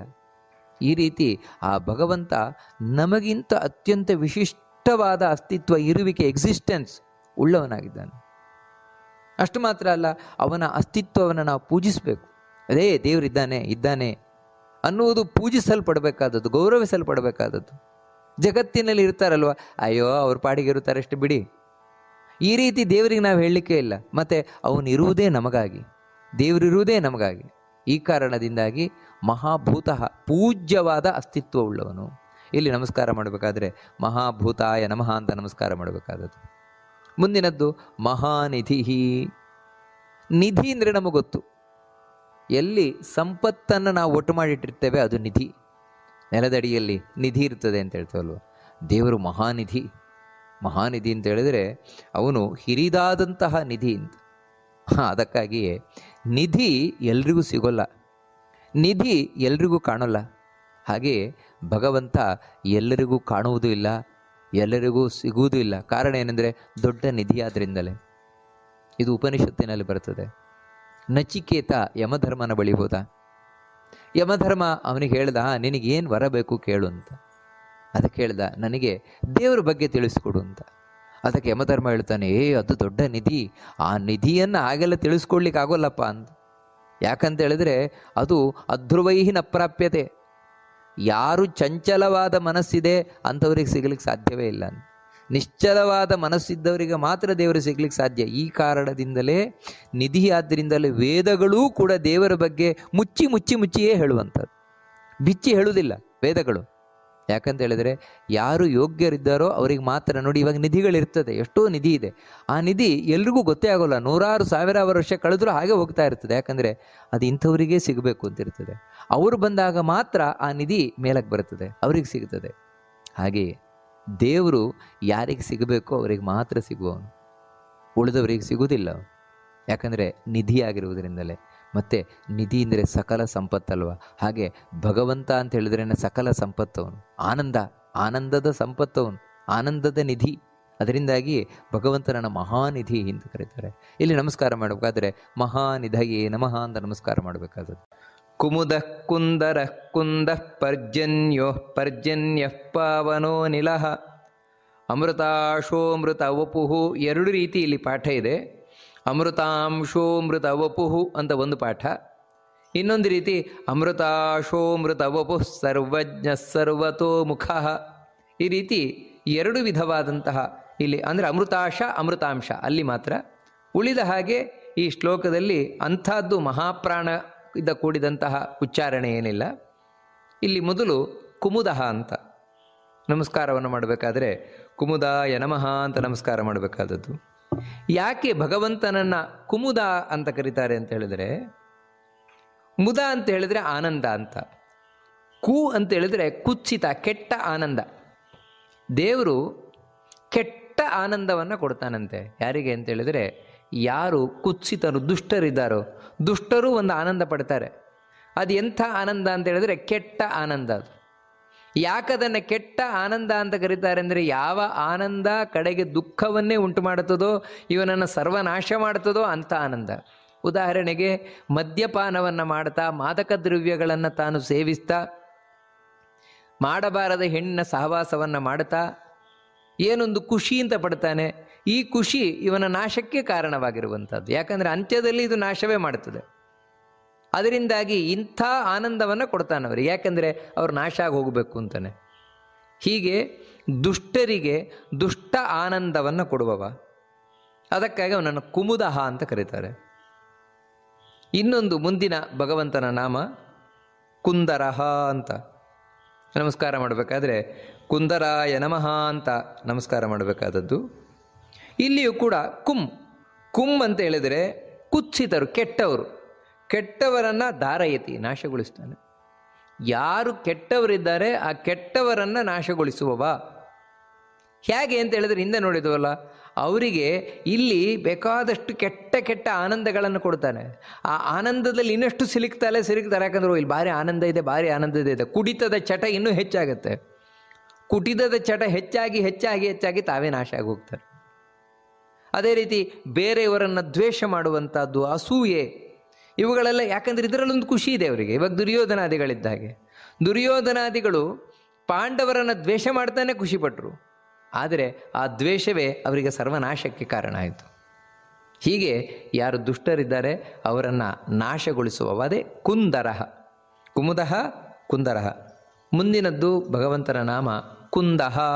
ನಮಸ್ಕಾರ ಮಾಡಬೇಕಾದ್ರೆ ಕುಂದಾಯ ನಮಃ ಅಂತ ನಮಸ್ಕಾರ ಮಾಡಬೇಕಾದದ್ದು. ವಾಸ್ತವಿಕವಾಗಿ ಕುಂದ ಅಂತ ಹೇಳಿದರೆ ಮಲ್ಲಿಗೆ ಅಂತ. ಮಲ್ಲಿಗೆಯಂತಹ ಮುಖವುಳ್ಳವನು ಭಗವಂತ. ಅಂದರೆ ಆ ರೀತಿ ಅರಳಿದ ಮುಖವುಳ್ಳವನು, ಆ ರೀತಿ ಹೇಳ್ಬೋದು ಕುಂದ ಅಂತ. ಅಥವಾ ಮಲ್ಲಿಗೆ ಪುಷ್ಪ ಇಷ್ಟವಾಗಿರುವಂಥವನು, ಅದಕ್ಕೆ ಅವನನ್ನು ಕುಂದ ಅಂತ ಕರೀತಾರೆ. ಇನ್ನೊಂದು ರೀತಿಯಿಂದ ಹೇಳೋದಾದರೆ ಕುಂದ ಅಂತ ಹೇಳಿದ್ರೆ ಕುಮ್ ಅಂತ ಹೇಳಿದ್ರೆ ಸಂಸ್ಕೃತದಲ್ಲಿ ಭೂಮಿ ಅಂತಲೂ ಹೆಸರು. ಭೂಮಿಗೆ ಕು ಅಂತ ಕರೀತಾರೆ. ಇವಾಗ ಕುಜ ಅಂತ ಹೇಳ್ತೇವೆ. ಈ ನವಗ್ರಹರಲ್ಲಿ ಒಬ್ಬ ಕುಜ ಅಂತ. ಕುಜ ಅಂತ ಅವನನ್ನು ಯಾಕೆ ಹೇಳುವುದು ಅಂತ ಹೇಳಿದ್ರೆ, ಕು ಅಂದರೆ ಭೂಮಿ, ಭೂಮಿಯ ಮಗನಾದವನು ಅಂತ. ಜ ಅಂದರೆ ಜಾತಃ, ಭೂಮಿಯ ಮಗನಾದವನು ಅಂತ. ಇಲ್ಲಿ ಅದೇ ರೀತಿ ಕು ಅಂತ ಹೇಳಿದರೆ ಭೂಮಿ. ಆ ಭೂಮಿಯನ್ನು ದ ಅಂತ ಹೇಳಿದ್ರೆ ದದಾತಿ, ಭೂಮಿಯನ್ನು ದಾನ ಮಾಡಿದವ. ಯಾವಾಗ? ಪರಶುರಾಮಾವತಾರದಲ್ಲಿ. ವಿಶೇಷವಾಗಿ ಪರಶುರಾಮಾವತಾರದಲ್ಲಿ 21 ಬಾರಿ ಇಡೀ ಭೂಮಂಡಲವನ್ನೆಲ್ಲ ಸುತ್ತಿ ಎಲ್ಲ ಕ್ಷತ್ರಿಯರನ್ನು ಕೊಂದ. ಅವರ ಜಾಗ ಏನಿತ್ತು, ಭೂಮಿ ಏನಿತ್ತು, ರಾಜ್ಯ, ಅದನ್ನೆಲ್ಲ ಕಶ್ಯಪರಿಗೆ ದಾನ ಮಾಡಿದನು. ಹೀಗೆ ಭೂಮಿಯನ್ನು ದಾನ ಮಾಡಿದವ. ಅದಕ್ಕೆ ಭಗವಂತನನ್ನು ಕುಂದಹ ಅಂತ ಕರೀತಾರೆ. ನಂತರ ಪರ್ಜನ್ಯ ಅಂತ ಮುಂದಿನದ್ದು. ನಮಸ್ಕಾರ ಮಾಡಬೇಕಾದ್ರೆ ಪರ್ಜನ್ಯಾಯ ನಮಃ ನಮಸ್ಕಾರ ಮಾಡಬೇಕಾದದ್ದು. ಯಾಕೆ ಭಗವಂತನನ್ನು ಪರ್ಜನ್ಯ ಅಂತ ಕರೀತಾರೆ ಅಂತ ಹೇಳಿದರೆ, ಪ ಅಂತ ಹೇಳಿದ್ರೆ ಪರ ಅಂತ ಹೇಳಿದರೆ ಒಳ್ಳೆ ಶ್ರೇಷ್ಠವಾದದ್ದು. ಶ್ರೇಷ್ಠವಾದ ಸಸ್ಯಾದಿಗಳೇನಿದ್ದಾವೆ, ಸಸ್ಯ ಗಿಡ ಮುಂತಾದವುಗಳು, ಅದನ್ನು ಜನ್ಯ, ಪರಿಜನ್ಯ ಅಂದರೆ ಜನ್ಯ ಅಂತ ಹೇಳಿದರೆ ಜನಯತಿ, ಹುಟ್ಟಿಸ್ತಾನೆ. ಭೂಮಿಯಲ್ಲಿ ಒಳ್ಳೊಳ್ಳೆ ಗಿಡಗಳನ್ನು, ಒಳ್ಳೊಳ್ಳೆ ಮರಗಳನ್ನು ಹುಟ್ಟಿಸುವವನು ದೇವರು. ಅಲ್ರಿ, ಎಲ್ಲವೂ ಭೂಮಿಯಲ್ಲೇ ಹುಟ್ಟುತ್ತದಲ್ವ, ಕೆಟ್ಟದ್ದು ಒಳ್ಳೆಯದು ಎಲ್ಲ ಭೂಮಿಯಲ್ಲೇ ಹುಟ್ಟುತ್ತದಲ್ವ. ಹಾಗಿರಬೇಕಾದ್ರೆ ಒಳ್ಳೆಯದು ಅಂತ ಮಾತ್ರ ಯಾಕೆ ಹೇಳುವಂಥದ್ದು ಅಂತ ಹೇಳಿದರೆ, ಕೆಟ್ಟದ್ದು ಹುಟ್ಟಲಿಕ್ಕೆ ದೇವರೇ ಹುಟ್ಟಿಸುವುದು. ಆದರೆ ವಿಶೇಷವಾಗಿ ನಾವಲ್ಲಿ ಚಿಂತನೆ ಮಾಡಬೇಕಾಗಿಲ್ಲ. ಯಾಕಂದರೆ ನಮಗೆ ಜಗತ್ತಿನಲ್ಲಿ ಬೇಕಾಗಿರುವುದು ಒಳ್ಳೆಯದು, ಕೆಟ್ಟದ್ದಲ್ಲ. ಅದಕ್ಕೆ ಕೆಟ್ಟದ್ದನ್ನು ದೇವರು ಸೃಷ್ಟಿ ಮಾಡಿದ್ರೆ ಕೆಟ್ಟದ್ದನ್ನು ಸೃಷ್ಟಿ ಮಾಡಿದ ಅಂತ ನಾವು ಲೆಕ್ಕಾಚಾರ ಮಾಡಬೇಕಾಗಿಲ್ಲ. ಯಾಕಂದರೆ ಆ ರೀತಿ ಹೆಚ್ಚೆಚ್ಚು ಮಾಡಿದರೆ ಕೆಟ್ಟದ್ದೇ ಹೆಚ್ಚು ಕೊಡ್ತಾನೆ. ಅದಕ್ಕೋಸ್ಕರ ಯಾವುದು ಒಳ್ಳೆಯ ಸಸ್ಯಗಳಿದೆ ಅವುಗಳನ್ನು ದೇವರು ಸೃಷ್ಟಿ ಮಾಡ್ತಾನೆ ಅಂತ ನಾವು ಲೆಕ್ಕಾಚಾರ ಮಾಡಿದರೆ ಹೆಚ್ಚೆಚ್ಚು ಒಳ್ಳೆಯದನ್ನೇ ಕೊಡ್ತಾನೆ. ಅದಕ್ಕೋಸ್ಕರ ಪರ್ಜನ್ಯ ಅಂತ. ಈ ಕಾರಣದಿಂದಲೇ ಮಳೆಗೆ ಪರ್ಜನ್ಯ ಅಂತ ಕರೆಯುವುದಿದೆ. ಯಾಕಂದರೆ ಮಳೆಯಿಂದಾಗಿ ಒಳ್ಳೊಳ್ಳೆ ಸಸ್ಯಗಳು ಬೆಳೆದು ಬರ್ತವೆ ಅನ್ನುವ ಕಾರಣದಿಂದಾಗಿ. ಇಲ್ಲಿ ನಮಸ್ಕಾರ ಮಾಡಬೇಕಾದ್ರೆ ಪರ್ಜನ್ಯಾಯ ನಮಃ ಅಂತ ನಮಸ್ಕಾರ ಮಾಡಬೇಕಾದದ್ದು. ಮುಂದಿನದ್ದು ಪಾವನಃ ಅಂತ. ನಮಸ್ಕಾರ ಮಾಡಬೇಕಾದ್ರೆ ಪಾವನಾಯ ನಮಃ ಅಂತ ನಮಸ್ಕಾರ ಮಾಡಬೇಕಾದದ್ದು. ಯಾಕೆ ಭಗವಂತನನ್ನು ಪಾವನ ಅಂತ ಕರೀತಾರೆ ಅಂದರೆ, ಸಾಮಾನ್ಯವಾದ ಅರ್ಥ ಪವಿತ್ರಗೊಳಿಸುವವನು ಎನ್ನುವಂಥದ್ದು ಸಾಮಾನ್ಯವಾದ ಅರ್ಥ.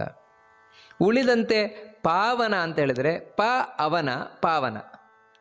ಅಂದರೆ ಪಾಲಿಸುವವರು, ಪಾಲಿಸುವಂತಹ ಎಲ್ಲ ದೇವತೆಗಳೇನಿದ್ದಾರೆ ಅವನ ಅಂದರೆ ಕಾಪಾಡುವವನು. ನಮ್ಮನ್ನು ಕಾಪಾಡುವವರು ದೇವತೆಗಳು, ಆ ದೇವತೆಗಳನ್ನು ಕಾಪಾಡುವವನು ಇವನೇ, ನಾರಾಯಣನೇ. ಅದಕ್ಕೆ ಅವನಿಗೆ ಪಾವನ ಅಂತ ಕರೀತಾರೆ. ಭಗವಂತನಿಗೆ ಪಾವನಾಯ ನಮಃ ಅಂತ ಇಲ್ಲಿ ನಾವು ನಮಸ್ಕಾರ ಮಾಡಬೇಕಾದದ್ದು. ಮುಂದಿನದ್ದು ಅನಿಲ ಅಂತ. ನಮಸ್ಕಾರ ಮಾಡಬೇಕಾದ್ರೆ ಅನಿಲಾಯ ನಮಃ ಅಂತ ನಮಸ್ಕಾರ ಮಾಡಬೇಕಾದದ್ದು. ಅನಿಲ ಅಂದರೆ ಗೊತ್ತು, ಗ್ಯಾಸ್, ಗಾಳಿ. ಗಾಳಿಯ ಒಳಗೆ ದೇವರು ಅನಿಲನಾಗಿದ್ದಾನೆ. ಅದಕ್ಕೆ ಅವನಿಗೆ ಅನಿಲ ಅಂತ ಹೆಸರು. ಇನ್ನೊಂದು ಅರ್ಥದಲ್ಲಿ ಹೇಳೋದಾದರೆ ಇಲ ಅಂತ ಹೇಳಿದ್ರೆ ಸಂಸ್ಕೃತದಲ್ಲಿ ಸ್ವಪ್ನ ಅಂತ. ಇಲ ಅಂತ ಹೇಳಿದ್ರೆ ಸ್ವಪ್ನ ಕಾಣುವಂಥದ್ದು. ಅನಿಲ ಅಂತ ಹೇಳಿದ್ರೆ ಯಾರು ಸ್ವಪ್ನ ಕಾಣುವುದಿಲ್ವೋ, ಅಂದರೆ ಸ್ವಪ್ನ ಕಾಣಬೇಕು ಅಂದರೆ ನಿದ್ರೆ ಮಾಡಬೇಕಲ್ವ, ದೇವರು ನಿದ್ರೆಯೇ ಮಾಡೋಲ್ಲ. ಅಂದರೆ ನಿದ್ರೆಯನ್ನೇ ಗೆದ್ದವನು ಯಾರೋ ಅವನು ಅನಿಲ, ನಿದ್ರೆಯನ್ನೇ ಗೆದ್ದನು ಅನಿಲ. ನಂತರ ಮುಂದಿನದ್ದು ಅಮೃತಾಶ ಅಥವಾ ಅಮೃತಾಂಶ. ಎರಡು ರೀತಿಯಾಗಿದೆ. ಒಂದು ಅಮೃತಾಶ ಅಂತ ಹೇಳಿದಾಗ ಅಮೃತಾಶಾಯ ನಮಃ ಅಂತ ನಮಸ್ಕಾರ ಮಾಡಬೇಕಾದದ್ದು. ಏನು ಅಮೃತಾಶ ಅಂತ ಹೇಳಿದರೆ, ಅಮೃತರು ಅಂತ ಹೇಳಿದರೆ ಸಾವಿಲ್ಲದವರು, ಮುಕ್ತರು, ಮುಕ್ತಿ ಲೋಕದಲ್ಲಿ ಭಗವಂತನ ಲೋಕದಲ್ಲಿ ಇರುವಂಥವರು ಅಮೃತರು ಅಂತ ಕರೀತೇವೆ. ಅವರಿಗೆ ಶಾ ಅಂದರೆ ಸುಖ. ವಾಸ್ತವಿಕವಾಗಿ ಮೋಕ್ಷ ಲೋಕ, ವೈಕುಂಠ ಲೋಕ ಅಂತ ಹೇಳಿದ್ರೆ ಸುಖ ಪಡುವ ಲೋಕ ಅದು. ಅಲ್ಲಿ ಸಂಪೂರ್ಣ ಸುಖವನ್ನೇ ಎಲ್ಲರೂ ಅನುಭವಿಸ್ತಾರೆ.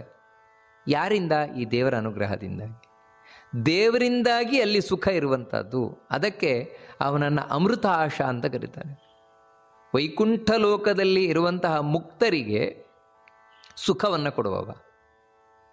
ಇನ್ನು ಅಮೃತಾಂಶ ಅಂತ ನಾವು ಹೇಳೋದಾಗಿದ್ರೆ ಇಲ್ಲಿ ನಮಸ್ಕಾರ ಮಾಡಬೇಕು, ಅಮೃತಾಂಶಾಯ ನಮಃ ಅಂತ. ಅಂಶ ಅಂತ ಹೇಳಿದರೆ ರೂಪ, ದೇವರ ರೂಪಗಳು ನಾನಾ ರೂಪಗಳಿದೆ. ಮತ್ಸ್ಯ, ಕೂರ್ಮ, ವರಾಹ, ನರಸಿಂಹ, ಕೇಶವ, ನಾರಾಯಣ, ಮಾಧವ, ಈ ರೀತಿ ನಾನಾ ರೂಪಗಳಿದೆ ದೇವರದ್ದು. ಆ ಎಲ್ಲ ರೂಪಗಳು ಅಮೃತ. ಅಮೃತ ಅಂತ ಹೇಳಿದರೆ ಸಾವಿಲ್ಲದವುಗಳು, ನಾಶವಿಲ್ಲದವುಗಳು. ಅದಕ್ಕೆ ದೇವರ ಯಾವ ರೂಪವೂ ನಾಶ ಆಗೋಲ್ಲ. ಅಲ್ಲ, ಮತ್ತೆ ಹೇಳ್ತೇವಲ್ವ, ರಾಮರೂಪ ಹೋಗಿ ಮೂಲ ರೂಪದಲ್ಲಿ ಸೇರಿಕೊಂಡ, ನಾರಾಯಣನಲ್ಲಿ ಸೇರಿಕೊಂಡ. ಕೃಷ್ಣ ರೂಪ ಅವತಾರವನ್ನು ನೀನು ಸಮಾಪ್ತಿ ಮಾಡಬೇಕು, ಇನ್ನು ಸಾಕು ಮಾಡಬೇಕು ಅಂತ ದೇವತೆಗಳು ಪ್ರಾರ್ಥನೆ ಮಾಡಿಕೊಂಡು ಹೋಗಿ ನಾರಾಯಣನಲ್ಲಿ ಸೇರಿಕೊಂಡ ಅಂತ. ಹೌದು, ನಾರಾಯಣನಲ್ಲಿ ಸೇರಿಕೊಂಡ ಅಂತ ಹೇಳಿದ ಕೂಡಲೇ ಏನಾಯಿತು? ನಾಶ ಆಯಿತು ಅಂತ ಅರ್ಥ ಅಲ್ಲ. ಮತ್ತು ಕೃಷ್ಣನಾಗಿ ಭಗವಂತ ಇದ್ದೇ ಇರ್ತಾನೆ. ಭಗವಂತನ ಯಾವ ರೂಪವೂ ನಾಶ ಆಗೋಲ್ಲ. ಹಾಗಿದ್ದ ಪಕ್ಷದಲ್ಲಿ ಇವಾಗ ರಾಮ ಹೋಗಿ ಸೇರ್ಕೊಂಡು ಆಗಿದೆಯಲ್ವ ನಾರಾಯಣನಲ್ಲಿ. ಈಗ ರಾಮ ಇಲ್ಲ, ಅದಕ್ಕೆ ರಾಮನನ್ನು ಪೂಜೆ ಮಾಡಬಾರ್ದು, ನಾವು ಕೃಷ್ಣನನ್ನು ಪೂಜೆ ಮಾಡಬಾರ್ದು. ಯಾಕೆ ಪೂಜೆ ಮಾಡ್ತೇವೆ? ಇಲ್ಲ, ಇವತ್ತು ಕೃಷ್ಣ ಇದ್ದಾನೆ, ಇವತ್ತು ರಾಮ ಇದ್ದಾನೆ, ನರಸಿಂಹ ಇವತ್ತು ಇದ್ದಾನೆ, ಯಾವತ್ತೂ ಆಗಿ ಹೋದ ಅವತಾರ, ಇವತ್ತು ಪೂಜೆ ಮಾಡ್ತೇವೆ. ಯಾಕಂದರೆ ಇವತ್ತು ಇದೆ ಆ ರೂಪ, ಯಾವತ್ತಿಂದ ಯಾವತ್ತಿಗೂ ಇರುವಂತಹ ರೂಪ. ಅದಕ್ಕಾಗಿ ಅದು ಅಮೃತಾಂಶ, ನಾಶವಾಗದ ರೂಪದವನು ಭಗವಂತ. ಮುಂದಿನದ್ದು ಭಗವಂತನ ನಾಮ ಅಮೃತ ವಪುಹು ಅಂತ. ನಮಸ್ಕಾರ ಮಾಡಬೇಕಾದ್ರೆ ಅಮೃತ ವಪುಷೇ ನಮಃ ಅಂತ ನಮಸ್ಕಾರ ಮಾಡಬೇಕಾದದ್ದು. ದೇವರ ರೂಪಗಳಿಗೂ ನಾಶ ಇಲ್ಲ, ದೇವರ ದೇಹಕ್ಕೂ ನಾಶ ಇಲ್ಲ. ಇಲ್ಲಿ ವಪುಹು ಅಂದರೆ ದೇಹ, ದೇವರ ದೇಹಕ್ಕೂ ನಾಶ ಇಲ್ಲ, ಯಾವುದೇ ವಿಧವಾದ ನಾಶವೂ ಇಲ್ಲ. ಮತ್ತು ಯಾವತ್ತಿಂದ ಯಾವತ್ತಿಗೂ ಒಂದೇ ರೀತಿ ಇರ್ತದೆ ದೇವರ ರೂಪ. ಹಣ್ಣಾಗುವುದು, ವಯಸ್ಸಾಗುವುದು, ತಲೆ ಕೂದಲು ಬಿಳಿ ಇಲ್ಲವೇ ಇಲ್ಲ, ಅದು ಯಾವುದೂ ಇಲ್ಲ. ಅದಕ್ಕೋಸ್ಕರ ಭಗವಂತನ ದೇಹವನ್ನು ಕೂಡ ಅಮೃತ ವಪುಹು ಅಂತ ಕರೀತಾರೆ. ಅಂತಹ ಸಾವಿಲ್ಲದ ದೇಹವುಳ್ಳವನು, ಸಾವಿಲ್ಲದ ರೂಪವುಳ್ಳವನು ಭಗವಂತ. ಮುಂದಿನದ್ದು ಭಗವಂತನ ನಾಮ ರೂಪ ಸರ್ವಜ್ಞ ಅಂತ. ನಮಸ್ಕಾರ ಮಾಡಬೇಕಾದ್ರೆ ಸರ್ವಜ್ಞಾಯ ನಮಃ ಅಂತ ನಮಸ್ಕಾರ ಮಾಡಬೇಕಾದದ್ದು. ಈಗಾಗಲೇ ಈ ರೂಪ ಹಿಂದೆ ಒಂದು ಸಲ ನೋಡಿದ್ದೇವೆ, ಬೇರೆ ನಾಮ ಬೇರೆ ರೂಪ. ಈಗ ಅದೇ ಹೆಸರಿನ ಇನ್ನೊಂದು ರೂಪ ಸರ್ವಜ್ಞ ಅಂತ.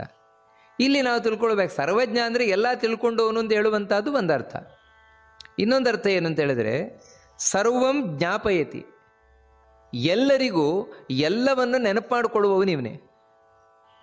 ದೇವರು ನಮಗೆ ನೆನಪು ಮಾಡಿಕೊಡುವುದರಿಂದಲೇ ನಮಗೆ ಏನಾದರೂ ಅರ್ಥ ಆಗಿರ್ತದೆ, ಇಲ್ಲದರೆ ನೆನಪೇ ಬರುವುದಿಲ್ಲ. ಅದಕ್ಕೋಸ್ಕರ ಜ್ಞಾಪಿಸಿಕೊಡುವವನು, ಸರ್ವರಿಗೆ ಸರ್ವವನ್ನು ಜ್ಞಾಪಿಸಿಕೊಡುವವನು ಸರ್ವಜ್ಞ ಅಂತ ಭಗವಂತನನ್ನು ಕರೀತಾರೆ. ಮುಂದಿನದ್ದು ಭಗವಂತನ ರೂಪ ಸರ್ವತೋಮುಖ ಅಂತ. ನಮಸ್ಕಾರ ಮಾಡಬೇಕಾದ್ರೆ ಸರ್ವತೋಮುಖಾಯ ನಮಃ ಅಂತ ನಮಸ್ಕಾರ ಮಾಡಬೇಕಾದದ್ದು. ಬಹಳ ಸುಲಭವಾದ ಅರ್ಥ, ಎಲ್ಲ ಕಡೆಯೂ ಮುಖವುಳ್ಳವನು. ದೇವರ ಮುಖ ಒಂದು ಕಡೆ ಇದೆ ಅಂತಲ್ಲ, ಎಲ್ಲ ಕಡೆ ಇದೆ. ಯಾಕಂದರೆ ಎಲ್ಲ ಕಡೆಯೂ ರೂಪವುಳ್ಳವನು. ವೇದ ಇದನ್ನು ಹೇಳ್ತಾ ಇದೆ, ವಿಶ್ವತಶ್ಚಕ್ಷುರುತ ವಿಶ್ವತೋ ಮುಖ, ಎಲ್ಲ ಕಡೆ ದೇವರ ಮುಖ ಇದೆ. ಅದರಿಂದಾಗಿ ದೇವರು ಇಂಥಲ್ಲಿ ನೋಡ್ತಾ ಇಲ್ಲ ಅಂತ ಹೇಳಲಿಕ್ಕೆ ಬರೋಲ್ಲ, ದೇವರ ಮುಖ ಇಂಥಲ್ಲಿಲ್ಲ, ದೇವರ ರೂಪ ಇಂಥಲ್ಲಿಲ್ಲ ಅಂತ ಹೇಳಲಿಕ್ಕೆ ಬರೋಲ್ಲ. ಆ ರೀತಿ ತಾನು ಸರ್ವತೋಮುಖನಾಗಿರುವಂಥವನು. ಇನ್ನು ಮುಂದಿನದ್ದು ನಾವು ನೋಡಬೇಕಾದಂತಹ ಶ್ಲೋಕ ಸುಲಭ ಸವೃತ ಸಿದ್ಧ ಶತ್ರುಚಿಚ್ಛತ್ರುತಾಪನಃ ನ್ಯಗ್ರೋಧೋದುಂಬರೋಶ್ವತ್ಥಶ್ಚಾಣೂರಾಂಧ್ರನಿಷೂದನಃ. ಈ ಶ್ಲೋಕದಲ್ಲಿ ಬಹಳಷ್ಟು ಮಹಾಪ್ರಾಣಗಳಿವೆ. ಅದನ್ನು ಗಮನದಲ್ಲಿಟ್ಟು ಹೇಳಬೇಕಾದದ್ದು. ಸುಲಭ ನೋಡಿ, ಅಲ್ಲಿ ಮಹಾಪ್ರಾಣ ಇದೆ. ಸುಲಭ, ಸುವ್ರತ, ಸಿದ್ಧ ನೋಡಿ, ಅಲ್ಲಿ ಸಿದ್ಧ ಅಂತ ಹೇಳೋದು ಮತ್ತೆ ಮಹಾಪ್ರಾಣ. ಶತ್ರು ಜಿಚ್ಛತ್ರು ಮತ್ತು ಛ ಅದು ಮಹಾಪ್ರಾಣ. ಛತ್ರುತಾಪನಃ. ನ್ಯಗ್ರೋಧೋ ನೋಡಿ, ಅಲ್ಲಿ ಮತ್ತೆ ಮಹಾಪ್ರಾಣ. ನ್ಯಗ್ರೋಧೋ ದುಂಬರೋಶ್ವತ್ಥ ಥ ಅಂತ ಹೇಳೋದು ಮತ್ತೆ ಮಹಾಪ್ರಾಣ. ಚಾಣೂರಾಂಧ್ರ ನೋಡಿ, ಮತ್ತೆ ಧ್ರ ಅನ್ನೋದು ಮಹಾಪ್ರಾಣ. ನಿಷೂದನಃ. ಹೀಗೆ ಈ ಶ್ಲೋಕದಲ್ಲಿ ಅನೇಕ ಮಹಾಪ್ರಾಣಗಳಿದೆ. ಆ ಮಹಾಪ್ರಾಣಗಳನ್ನು ನಾವು ನೆನಪಿನಲ್ಲಿ ಇಟ್ಟುಕೊಂಡು ಹೇಳಬೇಕಾದದ್ದು ಈ ಶ್ಲೋಕವನ್ನು.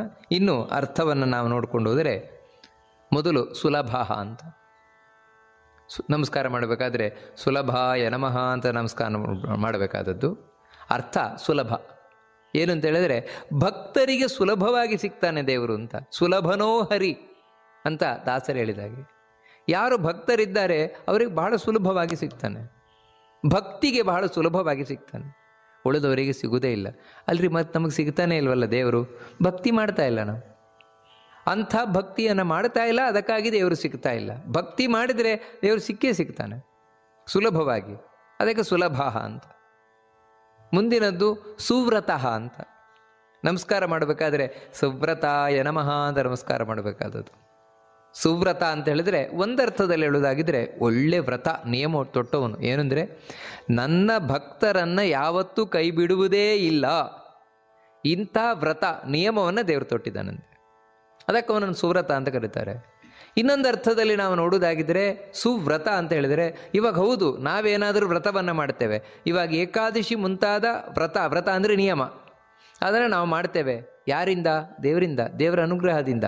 ಯಾರ ಅನುಗ್ರಹದಿಂದಾಗಿ ನಮಗೆ ಒಳ್ಳೆಯ ವ್ರತಾದಿಗಳನ್ನು ಮಾಡಲಿಕ್ಕೆ ಸಾಧ್ಯವಾಗುತ್ತೋ ಅವನು ಸುವ್ರತ, ಭಗವಂತ.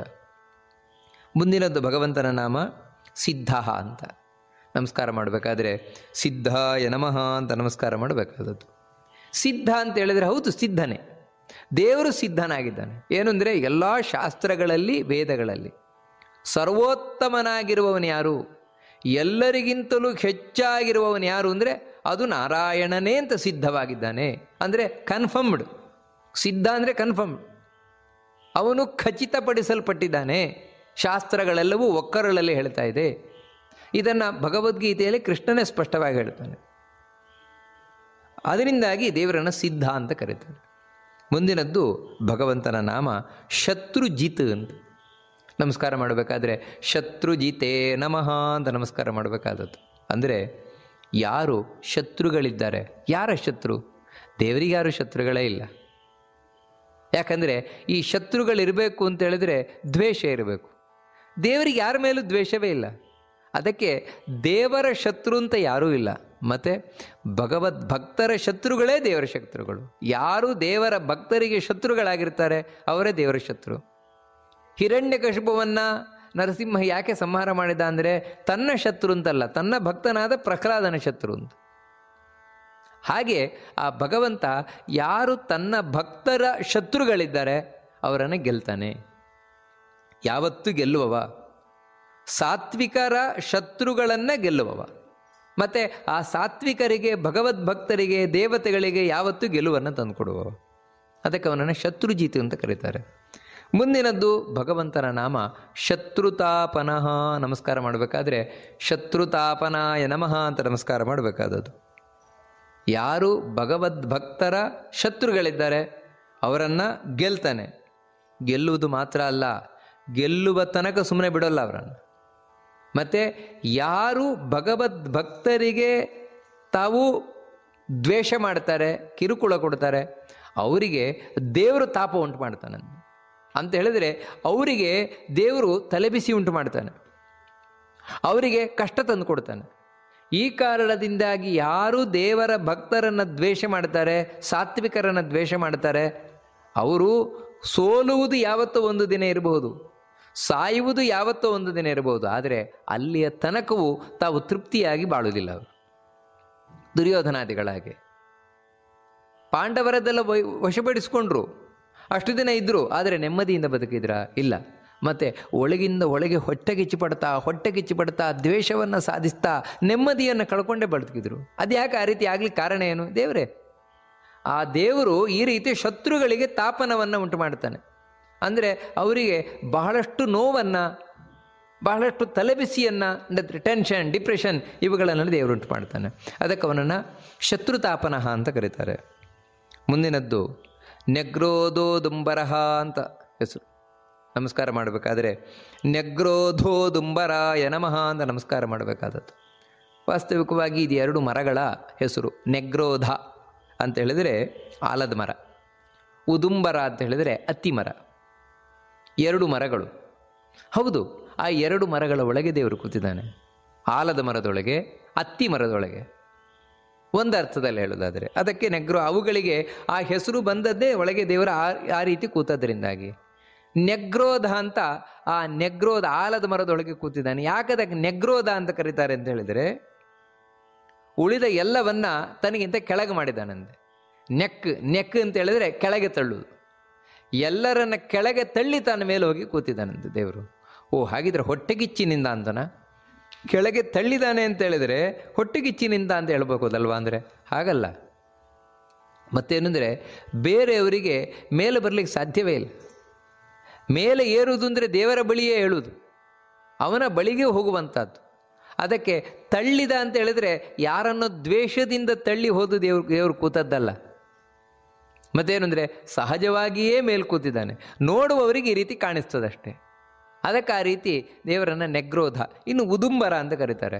ಉದುಂಬರ ಅಂತ ಹೇಳಿದರೆ ಉದ್ಗತಂ ಅಂಬರಂ, ಯಾರಿಂದಾಗಿ ಆಕಾಶಾದಿಗಳು ಹುಟ್ಟಿ ಬಂದುವು. ಆಕಾಶ, ವಾಯು, ನೀರು, ಬೆಂಕಿ, ಮಣ್ಣು ಮುಂತಾದವುಗಳೆಲ್ಲ ಅವನನ್ನು ಉದುಂಬರ ಅಂತ ಕರೀತಾರೆ. ಹೀಗೆ ನೆಗ್ರೋಧೋದುಂಬರ ಅಂತ ಹೇಳಿದರೆ ಉಳಿದವರನ್ನೆಲ್ಲ ಕೆಳಗೆ ಮಾಡಿ ತಾನು ಎತ್ತರದಲ್ಲಿ ನಿಂತಿದ್ದಾನೆ. ಎತ್ತರದಲ್ಲಿ ಸುಮ್ಮನೆ ನಿಂತಿಲ್ಲ, ಮತ್ತು ನಿಂತು ಎಲ್ಲವನ್ನು ಸೃಷ್ಟಿ ಮಾಡ್ತಾ ಇದ್ದಾನೆ ದೇವರು ಅನ್ನುವಂಥ ಅರ್ಥ ಆಗ್ತದೆ. ಮುಂದಿನದ್ದು ಅಶ್ವತ್ಥ. ನಮಸ್ಕಾರ ಮಾಡಬೇಕಾದ್ರೆ ಅಶ್ವತ್ಥಾಯ ನಮಃ ಅಂತ ನಮಸ್ಕಾರ ಮಾಡಬೇಕು. ಅಶ್ವತ್ಥ ಅಂದರೆ ಗೊತ್ತು, ಅರಳಿ ಮರ. ಅರಳಿ ಮರದಲ್ಲಿ ದೇವರು ವಿಶೇಷವಾಗಿ ಕೂತಿದ್ದಾನೆ. ಅದಕ್ಕೆ ನಾವು ಅರಳಿ ಮರವನ್ನು ವಿಶೇಷವಾಗಿ ಪೂಜಿಸ್ತೇವೆ. ಆ ಅಶ್ವತ್ಥ ಮರದೊಳಗೆ ಯಾಕೆ ಕೂತಿದ್ದಾನೆ ಅಂತ ಹೇಳಿದ್ರೆ ಆಶುವಾನಾಥ್ ಅಂತ ಹೇಳಿದರೆ ಆ ಬಹಳ ಬೇಗ ಎಲ್ಲ ಒಂದು ಕಡೆಯಿಂದ ಒಂದು ಕಡೆಗೆ ಹೋಗುವವನು ದೇವರು. ಅದಕ್ಕೆ ಅವನನ್ನು ಅಶ್ವ ಅಂತ ಕರೀತಾರೆ.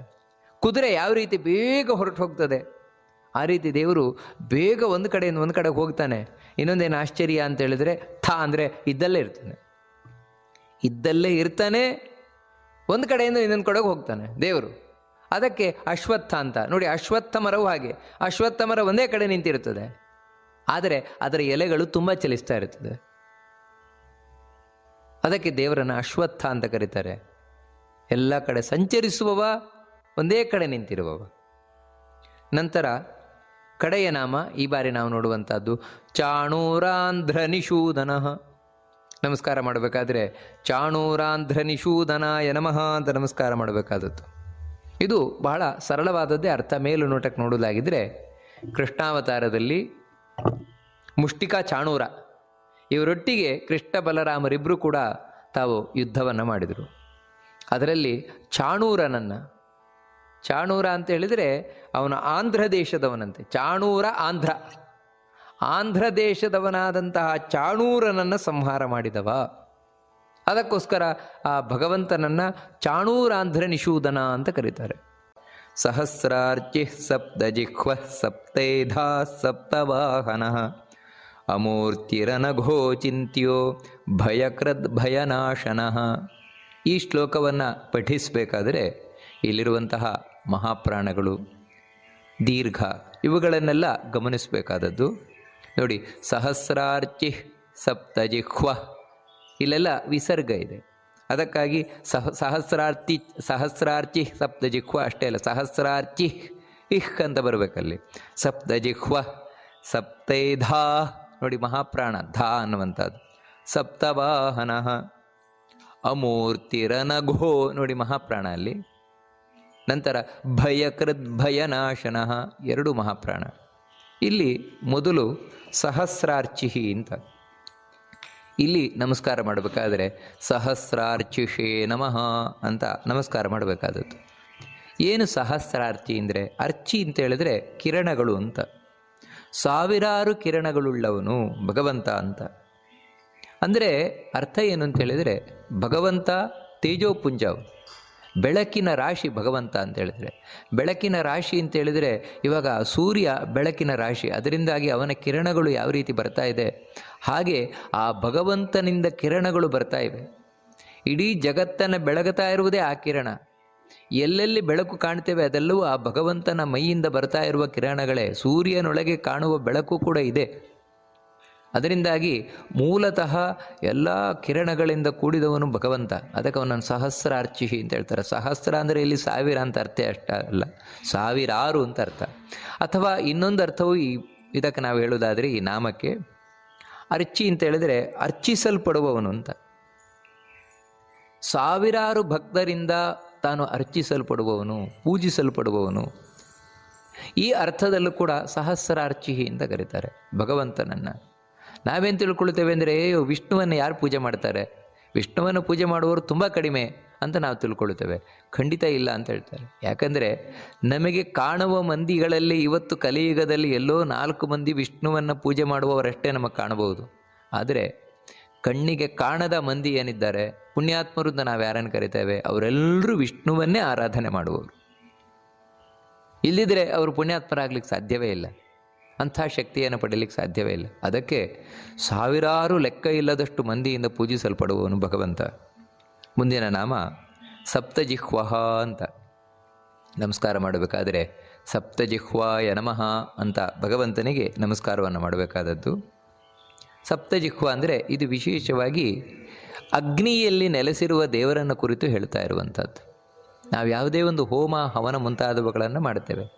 ಮಾಡಿದಾಗ ಅಲ್ಲಿ ಬರೀ ಬೆಂಕಿಗೆ ನಾವು ಯಾವುದೇ ಒಂದು ಆಹುತಿಯನ್ನು ಕೊಡೋದಲ್ಲ. ಮತ್ತು ಆ ಬೆಂಕಿಯ ಒಳಗೆ, ಈ ಜಡವಾದ ಬೆಂಕಿಯ ಒಳಗೆ ಅಗ್ನಿದೇವ ಅಂತ ಒಬ್ಬ ಕೂತಿದ್ದಾನೆ, ಅಗ್ನಿದೇವತೆ. ಆ ಅಗ್ನಿದೇವತೆಯಿಗೂ ಕೂಡ ಬೆಳಗುವ ಶಕ್ತಿಯನ್ನು ಕೊಟ್ಟದ್ದು ಯಾರು ಅಂದರೆ, ನಾವು ಹಿಂದೆಯೇ ನೋಡಿದ್ವಲ್ಲ, ಸಹಸ್ರಾರ್ಚಿಹಿ ಅಂತ ಕರೆಯಲ್ಪಡುವ ವಿಷ್ಣು. ಅವನೇ ಆ ಅಗ್ನಿಯ ಒಳಗೆ ಕೂತು ತಾನು ಅಗ್ನಿಗೆ ಆ ಸುಡುವ ಶಕ್ತಿಯನ್ನು ಕೊಡ್ತಾ ಇದ್ದಾನೆ, ಬೆಳಗುವ ಶಕ್ತಿಯನ್ನು ಕೊಡ್ತಾ ಇದ್ದಾನೆ. ಅದ್ಯಾರು ಅಂದರೆ ಅದೇ ಭಗವಂತ ನಾರಾಯಣ. ಅವನಾದರೂ 7 ನಾಲಿಗೆ ಉಳ್ಳವನಾಗಿದ್ದಾನೆ ಅಂತ. ಇದನ್ನು ಅಥರ್ವಣ ಉಪನಿಷತ್ತು ಬಹಳ ಸ್ಪಷ್ಟವಾಗಿ ಹೇಳ್ತಾ ಇದೆ. 7 ನಾಲಿಗೆಗಳು ಅಂತ ಅಗ್ನಿಗೆ, ಅಗ್ನಿಯ ಒಳಗಿರುವ ದೇವರಿಗೆ. ಆ 7 ನಾಲಿಗೆಗಳಿಂದ ನಾವು ಯಾವ ಆಹಾರವನ್ನು ಹಾಕ್ತೇವೆ ಅದನ್ನು ಸ್ವೀಕರಿಸ್ತಾ ಇದ್ದಾನೆ ಅಂತ. ಆ 7 ನಾಲಿಗೆಗಳಿಗೂ ಕೂಡ ಒಂದೊಂದು ಹೆಸರಿದೆ. ಕಾಳಿ, ಕರಾಳಿ, ಮನೋಜವ, ಸುಲೋಹಿತ, ಸುಧೂಮ್ರವರ್ಣ, ಸ್ಫುಲಿಂಗಿನಿ, ವಿಶ್ವರುಚಿ ಅಂತ 7. ಅಂದರೆ ಇದು ನಾವು ಆ ಬೆಂಕಿ ಉರಿಯುವುದನ್ನು ನೋಡ್ತೇವೆ, ಆದರೆ ಅದರಲ್ಲಿರುವಂತಹ ನಾನಾ ವಿಧವಾದ ಬಣ್ಣಗಳ ವಿಶೇಷವನ್ನು ನಾವು ಗಮನಿಸ್ಲಿಕ್ಕೆ ಹೋಗೋಲ್ಲ. ಆದರೆ ನಮ್ಮ ಪ್ರಾಚೀನರು ಅದನ್ನು ಗಮನಿಸಿದ್ದುಂಟು. ಬೆಂಕಿ ಉರಿತಾ ಇದೆ ಅಂತೇಳಿದರೆ ಒಂದೇ ಬಣ್ಣದಲ್ಲಿರುವುದಿಲ್ಲ. ಕೆಲವು ಕಡೆ ಕಪ್ಪಾಗಿ ಉರಿತದೆ, ಕೆಲವು ಕಡೆ ಕೆಂಪಾಗಿ ಉರಿತದೆ, ಕೆಲವು ಕಡೆ ಅತಿ ಕೆಂಪಾಗಿ ಉರಿತದೆ, ಕೆಲವು ಕಡೆ ಬಂಗಾರದ ಬಣ್ಣದಿಂದ ಉರಿತದೆ, ಕೆಲವು ಕಡೆ ಪ್ರಕಾಶಮಾನವಾಗಿ ಉರಿತದೆ, ಮತ್ತು ಕೆಲವು ಕಡೆ ಕಿಡಿಯನ್ನು ಕಾರತಾ ಉರಿತದೆ. ನೋಡಿ, ಹೀಗೆ ಒಂದು ಬೆಂಕಿ ಉರಿಬೇಕಾದರೆ ಬೇರೆ ಬೇರೆ ರೀತಿಯಿಂದ ಉರಿತದೆ. ಇವೆಲ್ಲ ಏನು ಅಂತ ಹೇಳಿದರೆ ಆ ಭಗವಂತನ ಬೇರೆ ಬೇರೆ ನಾಲಿಗೆಗಳು ಅಂತ. ಆ ರೀತಿ 7 ನಾಲಿಗೆಯಿಂದ ತಾನು ಕುಳಿತಿದ್ದಾನೆ ಅಗ್ನಿಯಲ್ಲಿ. ಕುಳಿತು ನಾವು ಭಕ್ತಿಯಿಂದ ಯಾವ ಆಹಾರವನ್ನು ಅಲ್ಲಿ ಹಾಕ್ತೇವೆ ಅದನ್ನು ಸ್ವೀಕಾರ ಮಾಡಿ ಭಕ್ತರನ್ನು ಅನುಗ್ರಹಿಸ್ತಾ ಇದ್ದಾನೆ. ಅದಕ್ಕೆ ಆ ಭಗವಂತನನ್ನು ಸಪ್ತಜಿಹ್ವಃ ಅಂತ ಕರೀತಾರೆ. ಮುಂದಿನದ್ದು ಆ ಭಗವಂತನ ನಾಮ ಸಪ್ತೈಧಾಹ ಅಂತ. ಇನ್ನೊಂದು ಇದು ರೂಪ, ಅದೇ ನಾಮ. ಇಲ್ಲಿ ನಮಸ್ಕಾರ ಮಾಡಬೇಕಾದ್ರೆ ಸಪ್ತೈಧಸೇ ನಮಃ ಅಂತ ನಮಸ್ಕಾರ ಮಾಡಬೇಕಾದದ್ದು. ಏನು ಸಪ್ತೈಧಾಹ ಅಂತ ಹೇಳಿದರೆ, ಸಪ್ತ ಅಂದರೆ ಗೊತ್ತು 7. 7 ಅಭಿವೃದ್ಧಿಪಡಿಸ್ತಾ ಇದ್ದಾನೆ ಅಂತ, ಬೆಳೆಸ್ತಾ ಇದ್ದಾನೆ, ಅಭಿವೃದ್ಧಿಪಡಿಸ್ತಾ ಇದ್ದಾನೆ. ಯಾವುದು 7 ಅಂದರೆ 7 ಯಾವ್ಯಾವುದಿದೆಯೋ ಅದೆಲ್ಲ. ಇವಾಗ ಸಪ್ತ ಸಾಗರಗಳು ಅಂತ ಪ್ರಸಿದ್ಧವಾಗಿರುವಂಥವುಗಳು. ಉಪ್ಪಿನ ಸಮುದ್ರ, ಹಾಲಿನ ಸಮುದ್ರ, ಅದೇ ರೀತಿ ಕಬ್ಬಿನ ಹಾಲಿನ ಸಮುದ್ರ, ಸುರೆಯ ಸಮುದ್ರ, ಮೊಸರಿನ ಸಮುದ್ರ, ತುಪ್ಪದ ಸಮುದ್ರ, ಸಿಹಿ ನೀರಿನ ಸಮುದ್ರ. ಹೀಗೆ ಸಮುದ್ರಗಳು, 7 ಸಮುದ್ರಗಳು. ಈ 7 ಸಮುದ್ರಗಳು ಇವತ್ತು ನಿಂತಿವೆ ಅಂದರೆ ಅದರಲ್ಲಿ ಕಾಣುವುದು ಒಂದು ಸಮುದ್ರ, ಕಾಣದ್ದು 6 ಸಮುದ್ರ. ಎಲ್ಲ ಸಮುದ್ರಗಳನ್ನು ಕೂಡ ಅಭಿವೃದ್ಧಿಗೊಳಿಸ್ತಾ ಇರುವವನು, ಬೆಳೆಸ್ತಾ ಇರುವವನು, ನಿಲ್ಲಿಸಿರುವವನು ಇವನೇ. ಅದೇ ರೀತಿ ಸಪ್ತರ್ಷಿಗಳು ನಾವು ಮೇಲೆ ನೋಡ್ತೇವೆ, ಅವರನ್ನು ಬೆಳೆಸ್ತಾ ಇರುವವನು, ನಿಲ್ಲಿಸಿರುವವನು ಅವನೇ. ಕಡೆಗೆ ಏನು ಬೇಡ, ಸಂಗೀತದ ಸಪ್ತ ಸ್ವರಗಳು ಸರಿಗಮ ಪದನಿ, ಇವುಗಳನ್ನು ಬೆಳೆಸ್ತಾ ಇರುವವನು, ಉಳಿಸ್ತಾ ಇರುವವನು ಅವನೇ, ಆ ಭಗವಂತನೇ. ಅದೇ ರೀತಿ ಸಪ್ತಲೋಕಗಳು, ಕೆಳಗಿನ ಸಪ್ತಲೋಕ, ಮೇಲಿನ ಸಪ್ತಲೋಕ, ಈ ಎಲ್ಲವನ್ನು ಕೂಡ ಉಳಿಸಿ ಬೆಳೆಸುವವನು ಇವನೇ. ಹೀಗೆ 7 ತಾನು ಬೆಳೆಸ್ತಾ ಇರುವಂಥವನು. ಕಡೆಗೆ ನಮ್ಮಲ್ಲಿರುವಂತಹ ಸಪ್ತಧಾತುಗಳು, ದೇಹದೊಳಗಿರುವ ಸಪ್ತಧಾತುಗಳು, ತ್ವಕ್, ಚರ್ಮ, ರಕ್ತ, ಮಾಂಸ, ರುಧಿರ, ಮೇದ, ಮಜ್ಜ, ಅಸ್ಥಿ, ಇವುಗಳನ್ನು ಕೂಡ ಉಳಿಸಿ ಬೆಳೆಸ್ತಾ ಇರುವವನ ಭಗವಂತನೇ. ಅದಕ್ಕಾಗಿಯೇ ಅವನಿಗೆ ಸಪ್ತೈಧಾಹ ಅಂತ ಕರೀತಾರೆ ಭಗವಂತನಿಗೆ. ಆನಂತರ ಮುಂದಿನದ್ದು ಭಗವಂತನ ನಾಮ ಸಪ್ತವಾಹನ ಅಂತ. ಅಂದರೆ ಸಪ್ತವಾಹನ ಅಂತ ಹೇಳಿದರೆ 7 ಕುದುರೆಗಳಿಂದ ಕೂಡಿದವರೇನಿದ್ದಾನೆ ಅವನನ್ನು ಇವನು ಪ್ರೇರೇಪಿಸ್ತಾನೆ ಅಂತ. ಸಪ್ತ ಅಂದರೆ 7 ಕುದುರೆಗಳು, 7 ಕುದುರೆಗಳಿಂದ ಕೂಡಿದ ರಥವನ್ನು ವಾಹನವನ್ನಾಗಿ ಮಾಡಿಕೊಂಡವನು ಯಾರು ಅಂದರೆ ಸೂರ್ಯ. ಅದಕ್ಕೆ ಅವನಿಗೆ ಸಪ್ತವಾಹ ಅಂತ ಕರೀತಾರೆ ಸೂರ್ಯನಿಗೆ. ಆ 7 ಕುದುರೆಗಳೇ ಸೂರ್ಯನ ಬೆಳಕಿನಲ್ಲಿ ಕಾಣುವ 7 ಬಣ್ಣಗಳು. ನಮಗೆ ಗೊತ್ತು ಸೂರ್ಯನ ಬೆಳಕಿನಲ್ಲಿ 7 ಬಣ್ಣಗಳಿವೆ ಅಂತ. ಅದೇ 7 ಕುದುರೆಗಳು, ಅದೇ ವೇದದ 7 ಛಂದಸ್ಸುಗಳು, ಇದೇ ಭಗವಂತನ ಆ ಸೂರ್ಯನ ಕುದುರೆಗಳು. ಆ ಸೂರ್ಯನ ಒಳಗೆ ಅದೇ ಸಪ್ತವಾಹನ ಒಳಗೆ ಕೂತು ನ ಅಂದರೆ ಸಪ್ತವಾಹ ನ ಅಂದರೆ ನಯತಿ, ಅವನನ್ನೇ ಪ್ರೇರೇಪಿಸ್ತಾನೆ. ಒಳಗೆ ಕೂತು ಅಂದರೆ ಸೂರ್ಯ ಮುಂದೆ ಹೋಗುವಂತೆ ಮಾಡ್ತಾನೆ. ಸೂರ್ಯ ಈ ಜಗತ್ತಿಗೆ ಬೆಳಕು ಕೊಡುವಂತೆ ಮಾಡ್ತಾನೆ. ಸೂರ್ಯ ಈ ಜಗತ್ತಿಗೆ ಬುದ್ಧಿಯನ್ನು ಪ್ರೇರೇಪಿಸುವಂತೆ ಮಾಡ್ತಾನೆ. ಯಾರು ಅಂದರೆ ಇದೇ ವಿಷ್ಣುವೇ. ಯಾವ ರೂಪದಿಂದ ಅಂದರೆ ಸಪ್ತವಾಹನ ಎಂಬ ರೂಪದಿಂದ. ಮುಂದಿನ ಇಲ್ಲಿ ನಮಸ್ಕಾರ ಮಾಡಬೇಕಾದ್ರೆ ಸಪ್ತವಾಹನಾಯ ನಮಃ ಅಂತ ನಮಸ್ಕಾರ ಮಾಡಬೇಕಾದದ್ದು. ಮುಂದಿನದ್ದು ಭಗವಂತನ ರೂಪ ಅನಘ ಅಂತ ನಮಸ್ಕಾರ ಮಾಡಬೇಕಾದ್ರೆ ಅನಘಾಯ ನಮಃ ಅಂತ ನಮಸ್ಕಾರ ಮಾಡಬೇಕಾದದ್ದು. ಈಗಾಗಲೇ ಈ ನಾಮ ಬಂದಿದೆ, ಹಿಂದೆ ನಾವು ಈ ನಾಮವನ್ನು ನೋಡಿದ್ದೇವೆ. ಇದು 2 ಬಾರಿ ಬರ್ತಾ ಇರುವಂಥದ್ದು. ಹಾಗಂತ ಇದು ಬೇರೆಯೇ ರೂಪ, ಹೆಸರು ಒಂದೇ ಇರಬಹುದು, ಆದರೆ ವಿಷ್ಣು ಸಹಸ್ರನಾಮದಲ್ಲಿ 1000 ರೂಪಗಳನ್ನು ಹೇಳ್ತಾ ಇರುವುದು. ಇಲ್ಲಿ ನಾವು ವಿಶೇಷವಾಗಿ ಅರ್ಥವನ್ನು ಚಿಂತನೆ ಮಾಡಬೇಕಾದದ್ದೇನೆಂದರೆ, ಮಾಮೂಲಾಗಿರುವಂತಹ ಅರ್ಥ ಏನೆಂದರೆ ಪಾಪದಿಂದ ದೂರವಾದವನು ಅಂತ. ಅಘ ಅಂದರೆ ಪಾಪ ಇಲ್ಲದವನು ಅಂತ ಅರ್ಥ. ಇನ್ನೊಂದು ಅರ್ಥ ಏನೆಂದರೆ, ಇಲ್ಲಿ ನಾವು ವಿಶೇಷವಾಗಿ ನೋಡುವುದಾದರೆ ತಾನಿಗೆ ಪಾಪ ಇಲ್ಲ, ಅಷ್ಟು ಮಾತ್ರ ಅಲ್ಲ, ತನ್ನ ಭಕ್ತರಿಗೆ ಯಾವುದೇ ಪಾಪ ಬರದಂತೆ, ಆ ಪಾಪದಿಂದ ಉಂಟಾಗುವ ಎಲ್ಲ ಆಪತ್ತುಗಳು, ಕಷ್ಟಗಳು ಬರದಂತೆ ರಕ್ಷಣೆಯನ್ನು ಮಾಡ್ತಾನೆ ಭಗವಂತ ಅಂತ. ನೈವಿದ್ಯತೆ ಅಘಾನಿ ಭಕ್ತಾನಾಂ ಯಸ್ಮಾತ್ ಅಂದರೆ ಅಘ ಅಂದರೆ ಕಷ್ಟ ಕಾರ್ಪಣ್ಯಗಳು, ಅದು ಬರದ ಹಾಗೆ ನೋಡ್ತಾನೆ ಭಗವಂತ ತನ್ನ ಭಕ್ತರಿಗೆ. ಅದಕ್ಕೋಸ್ಕರ ಅನಘ ಅಂತ ಕರೀತಾರೆ. ಅದಕ್ಕಾಗಿ ತನ್ನ ಭಕ್ತರು ಮಾಡುವ ಪ್ರಾರ್ಥನೆಗಳಿಂದ, ಸ್ತೋತ್ರಗಳಿಂದ ಸಂತುಷ್ಟನಾಗಿ ಅವರ ಪಾಪವನ್ನು ಪರಿಹರಿಸ್ತಾನೆ. ಅದಕ್ಕೆ ಭಗವಂತನನ್ನು ಅನಘ ಅಂತ ಕರೀತಾರೆ. ಮುಂದಿನದ್ದು ಅಚಿಂತ್ಯ ಅಂತ. ಇಲ್ಲಿ ನಾವು ನಮಸ್ಕಾರ ಮಾಡಬೇಕಾದ್ರೆ ಅಚಿಂತ್ಯಾಯ ನಮಃ ಅಂತ ನಮಸ್ಕಾರವನ್ನು ಮಾಡಬೇಕಾದದ್ದು. ಏನು ಅಚಿಂತ್ಯ ಅಂತ ಹೇಳಿದರೆ ನೋಡಿ, ಇಲ್ಲಿ ಸರಳವಾಗಿಯೇ ನಮಗೆ 2 ಅರ್ಥ ಕಾಣಿಸ್ತದೆ. ಒಂದೇನು ಅಂದರೆ ಅಚಿಂತ್ಯ ಅಂದರೆ ನ ಚಿಂತ್ಯ, ದೇವರನ್ನು ಪೂರ್ಣವಾಗಿ ಹೀಗೆ ಅಂತ ನಮಗೆ ಯೋಚನೆ ಮಾಡಲಿಕ್ಕೆ ಬರೋಲ್ಲ ಅಂತ. ನಾವು ಏನು ದೇವರ ಬಗ್ಗೆ ತಿಳ್ಕೊಳ್ತೇವೆ ಅದು ಏನೂ ಅಲ್ಲ. ಹಾಗಂತ ನಾವು ತಿಳ್ಕೊಳ್ಳೋದು ತಪ್ಪು ಅಂತಲ್ಲ ದೇವರ ಬಗ್ಗೆ. ಆದರೆ ನಾವು ತಿಳ್ಕೊಂಡಿದ್ದೇ ದೇವರಲ್ಲ. ಹಿಮಾಲಯವನ್ನು ನಾನು ನೋಡಲಿಕ್ಕೆ ಹೋಗ್ತೇನೆ, ಎಲ್ಲೋ ಬದರಿಗೋ ಕೇದಾರಕ್ಕೋ ಎಲ್ಲೋ ಹೋಗಿ ನಿಲ್ತೇನೆ. ನನಗೆ ಒಂದು ಹಿಮಾಲಯ ಕಾಣಿಸ್ತು, ವಾ ಏನು ಹಿಮಾಲಯ, ಎಷ್ಟು ಅದ್ಭುತವಾಗಿದೆ ಅಂತ ಹೇಳಿ ನಾನು ಹಿಮಾಲಯವನ್ನು ಹೊಗಳಿದೆ, ವರ್ಣನೆ ಮಾಡಿದೆ. ಆದರೆ ನಾನು ನೋಡಿದ ಎಷ್ಟು ಹಿಮಾಲಯವನ್ನು, ಹಿಮಾಲಯ ಎಷ್ಟು ದೊಡ್ಡದಾಗಿದೆ, ಅದರಲ್ಲಿ ನಾನು ನೋಡಿದ್ದು ಬರೀ 100ನೇ 1 ಭಾಗವೂ ಅಲ್ಲ, ಅದಕ್ಕಿಂತಲೂ ಕಡಿಮೆ ಆದದ್ದು. ಅದನ್ನು ನಾನು ಹೊಗಳಿದೆ. ವಾಸ್ತವಿಕವಾಗಿ ನಾನು ಹಿಮಾಲಯವನ್ನು ಹೊಗಳಿದ್ದು ತಪ್ಪಲ್ಲ, ಆದರೆ ಅಷ್ಟೇ ಹಿಮಾಲಯದ ವರ್ಣನೆ ಅಲ್ಲ. ಯಾಕಂದರೆ ಹಿಮಾಲಯ ಇನ್ನೂ 100 ಪಟ್ಟು ಹೆಚ್ಚಿದೆ. ಅದೆಲ್ಲ ನಾನು ನೋಡೇ ಇಲ್ಲ. ಹಾಗೆ ಆ ಭಗವಂತನನ್ನು ನಾವು ಏನು ಹೊಗಳುತ್ತೇವೆ, ಏನು ಹೊಗಳಿದ್ರೂ ಅದು ಸ್ವಲ್ಪವೇ, ಚೂರೇ ಹೊಗಳುವಂಥದ್ದು ನಾವು. ಯಾಕಂದರೆ ಭಗವಂತ ಅಂಥ ಅಗಾಧವಾದ ಮಹಿಮೆ ಉಳ್ಳವನಾಗಿದ್ದಾನೆ, ಅಗಾಧವಾದ ಸಾಮರ್ಥ್ಯ ಉಳ್ಳವನಾಗಿದ್ದಾನೆ. ಅದಕ್ಕಾಗಿ ಆ ದೇವರನ್ನು ಸಂಪೂರ್ಣವಾಗಿ ಚಿಂತನೆಯನ್ನು ಮಾಡಲಿಕ್ಕೆ ನಮ್ಮ ಮನಸ್ಸಿಗೆ ಸಾಧ್ಯ ಇಲ್ಲ, ಸಾಧ್ಯವಾಗಲ್ಲ. ನಮ್ಮ ಯೋಗ್ಯತೆಗೆ ತಕ್ಕ ಹಾಗೆ ನಾವು ಯೋಚನೆ ಮಾಡ್ತೇವೆ ಅಷ್ಟೇ. ಅಲ್ಲ, ಹಾಗಿದ್ದರೆ ದೇವರ ಬಗ್ಗೆ ಸಂಪೂರ್ಣವಾಗಿ ಯಾರಿಗೆ ಚಿಂತನೆ ಮಾಡಲಿಕ್ಕಾಗತ್ತೆ? ಆ ಚಿಂತ್ಯ, ಆ ಅಂದ್ರೇ ದೇವರು, ಐ ಇತಿ ಬ್ರಹ್ಮ ಅಂತ ಅವನಿಗೆ ಮಾತ್ರ ಗೊತ್ತಷ್ಟೆ. ದೇವರ ಬಗ್ಗೆ ಸಂಪೂರ್ಣವಾದ ಮಾಹಿತಿ ಇರುವುದು ದೇವರಿಗೆ ಮಾತ್ರ, ಇನ್ಯಾರಿಗೂ ಇಲ್ಲ. ಅದಕ್ಕೆ ದೇವರನ್ನ ಚಿಂತ್ಯ ಅಂತ ಕರೀತಾರೆ. ಮುಂದಿನದ್ದು ಭಯಕೃದ್ ಭಯನಾಶನಃ. ನಮಸ್ಕಾರ ಮಾಡಬೇಕಾದ್ರೆ ಭಯಕೃದ್ ಭಯನಾಶನಾಯ ನಮಃ ಅಂತ ನಮಸ್ಕಾರವನ್ನು ಮಾಡಬೇಕಾದದ್ದು.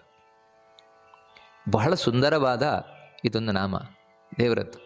ಇಲ್ಲೇನು ಅಂತ ಹೇಳಿದರೆ, ಭಯವನ್ನು ಉಂಟು ಮಾಡುವವನು ಅವನೇ, ಉಂಟಾದ ಭಯವನ್ನು ನಾಶ ಮಾಡುವವನು ಅವನೇ. ಎರಡೂ ದೇವರೇ. ಅದಕ್ಕೆ ಭಯಕೃತ್ ಭಯನಾಶನ, ಎರಡೂ, ಎಲ್ಲ ವಿಧವಾದ ಭಯವೂ ಕೂಡ. ಯಾಕಂತ ಹೇಳಿದ್ರೆ ದೇವರು ಮನಸ್ಸು ಮಾಡದಿದ್ದರೆ ಭಯವೂ ಉಂಟಾಗುವುದಿಲ್ಲ ಮನುಷ್ಯನಿಗೆ. ಆ ಭಯವನ್ನು ತಂದುಕೊಡ್ತಾನೆ ದೇವರು. ಯಾವಾಗ ಅವನಿಗೆ ಶರಣಾಗುತ್ತೇವೆ ಆಗ ಆ ಭಯವನ್ನು ನಾಶ ಮಾಡ್ತಾನೆ ದೇವರು. ಇಲ್ಲಿ ನಮಗೆ ಪ್ರಶ್ನೆ ಬರುವುದೇನೆಂದ್ರೆ, ಹೌದು, ದೇವರು ಯಾಕೆ ನಮಗೆ ಭಯವನ್ನು ತಂದುಕೊಡಬೇಕು? ಇವಾಗ ನಾವೇನು ತಿಳ್ಕೊಳ್ತೇವೆ ಅಂದರೆ, ಭಯ ನಿವಾರಣೆ ಮಾಡುವವನ ದೇವರು ಅಂತ, ನಮ್ಮ ಭಯವನ್ನು ಹೋಗಲಾಡಿಸುವವನ ದೇವರು ಅಂತಲೇ ನಾವು ದೇವರನ್ನು ಇಲ್ಲಿವರೆಗೆ ಆರಾಧನೆ ಮಾಡ್ಕೊಂಡು ಬಂದಿದ್ದೇವೆ. ಆದರೆ ವಿಷ್ಣು ಸಹಸ್ರನಾಮ ಭಯ ಉಂಟು ಮಾಡುವವನೇ ಅವನು ಅಂತೇಳಿದರೆ ಹೇಗೆ? ಇದೇನು ಅಂತೇಳಿದರೆ ರೌಡಿಗಳ ಹಾಗೆ ಆಯ್ತಲ್ವ. ರೌಡಿಗಳು ತಾವೇ ಮೊದಲು ಭಯವನ್ನು ಉಂಟು ಮಾಡ್ತಾರೆ, ನಿರ್ಮಾಣ ಮಾಡ್ತಾರೆ. ಭಯದಿಂದ ನಾವು ಹೆದರಬೇಕಾದ್ರೆ ಬಂದು, ಹೆದರಬೇಡಿ, ನಮಗಿಷ್ಟು ದುಡ್ಡು ಕೊಡಿ, ನಿಮಗೇನು ಮಾಡೋಲ್ಲ, ಬಿಡ್ತಾರೆ. ದೇವರದ್ದು ಹೀಗಾಯ್ತಲ್ವ. ಮೊದಲು ನಮಗೆ ಭಯವನ್ನು ಉಂಟು ಮಾಡೋದು. ನಾವು ಹೆದರ್ತಾ ಇದ್ದೇವೆ ಅಂದರೆ, ನಾನು ಪೂಜೆ ಮಾಡಿ, ನನ್ನ ಸ್ತೋತ್ರ ಮಾಡಿ, ದೇವರ ಸ್ತೋತ್ರ ಮಾಡಿದ್ವಾ, ಪೂಜೆ ಮಾಡಿದ್ವಾ, ಆಮೇಲೆ ನಮ್ಮ ಭಯವನ್ನು ನಾಶ ಮಾಡೋದು. ರೌಡಿಗಳ ಹಾಗೆ ಆಯ್ತಲ್ವ ದೇವರದ್ದು ಎನ್ನುವಂತಹ ಒಂದು ಪ್ರಶ್ನೆ ನಮ್ಮೊಳಗೆ ಬರಲಿಕ್ಕೆ ಸಾಧ್ಯತೆ ಇದೆ. ಆದರೆ ಖಂಡಿತವಾಗಿಯೂ ಹಾಗಲ್ಲ. ನಾವು ರೌಡಿಗಳ ಹಾಗೆ ದೇವರ ಚಿಂತನೆಯನ್ನು ಮಾಡಲಿಕ್ಕೆ ಸಾಧ್ಯವೇ ಇಲ್ಲ. ಯಾಕಂದರೆ ರೌಡಿಗಳ ಮನಸ್ಸು ಕೆಟ್ಟದ್ದು. ಕೆಟ್ಟ ಮನಸ್ಸಿನಿಂದಾಗಿ, ಸ್ವಾರ್ಥದಿಂದಾಗಿ ಅವರು ಆ ರೀತಿ ಮಾಡ್ತಾರೆ, ಭಯವನ್ನು ಉಂಟು ಮಾಡ್ತಾರೆ ನಮಗೆ. ಯಾಕಂದರೆ ಎಲ್ಲರೂ ನಮ್ಮ ಕೈ ಕೆಳಗಿರಬೇಕು ಅಂತ. ದೇವರದ್ದು ಹಾಗೆ ರೀತಿಯಲ್ಲ. ದೇವರೊಳಗೆ ಯಾವ ಸ್ವಾರ್ಥವೂ ಇಲ್ಲ. ಮತ್ತು ದೇವರ ಮನಸ್ಸು ಯಾವತ್ತೂ ಕೆಟ್ಟದ್ದಲ್ಲ. ಕೆಟ್ಟದ್ದಾಗಿದ್ದರೆ ಅವನು ದೇವರಾಗ್ತಾ ಇರಲಿಲ್ಲ, ದೆವ್ವ ಆಗ್ತಾ ಇದ್ದ. ಖಂಡಿತ ದೇವರ ಮನಸ್ಸು ಕೆಟ್ಟದಲ್ಲ. ಮತ್ತು ಯಾಕೆ ಭಯವನ್ನು ಕೊಡ್ತಾನೆ ದೇವರು ಅಂತ ಹೇಳಿದರೆ, ಅದು ತಾಯಿ ಮಗುವನ್ನು ಹೆದರಿಸುವಂತೆ. ತಾಯಿ ಮಗುವನ್ನು ಹೆದರಿಸ್ತಾಳೆ. ಯಾಕಂದರೆ ಅನೇಕ ಕಾರಣಗಳಿಂದ. ಒಂದು, ಮಗು ಓದ್ತಾ ಇಲ್ಲ ಅಂತ. ಮಗು ಸರಿಯಾಗಿ ಪರೀಕ್ಷೆಗೆ ಓದ್ತಾ ಇಲ್ಲ ಅಂತ ಹೇಳಿದರೆ ಅಮ್ಮ ಹೆದರಿಸ್ತಾಳೆ. ನೋಡು, ಹೊಡೆದು ಬಿಡ್ತೇನೆ ನಾನು, ಓದ್ಲಿಲ್ಲ ಅಂದರೆ ಹೊಡೆದು ಬಿಡ್ತೇನೆ ನಿನಗೆ, ನೋಡು ನಾಳೆ ತಿನ್ನಲಿಕ್ಕೆ ಕೊಡಲ್ಲ ನಿನಗೆ, ನಾನು ನಿನ್ನನ್ನು ಅಲ್ಲಿ ಕರ್ಕೊಂಡು ಹೋಗಲ್ಲ, ಈ ರೀತಿ ಎಲ್ಲ ಹೆದರಿಸ್ತಾಳೆ. ಯಾಕೆ ಹೆದರಿಸ್ತಾ ಇದ್ದಾಳಮ್ಮ ಅಂದರೆ, ಆ ಮಗು ಸರಿ ದಾರಿಗೆ ಬರಬೇಕು ಅನ್ನುವಂಥ ಒಂದು ಕಾರಣದಿಂದ.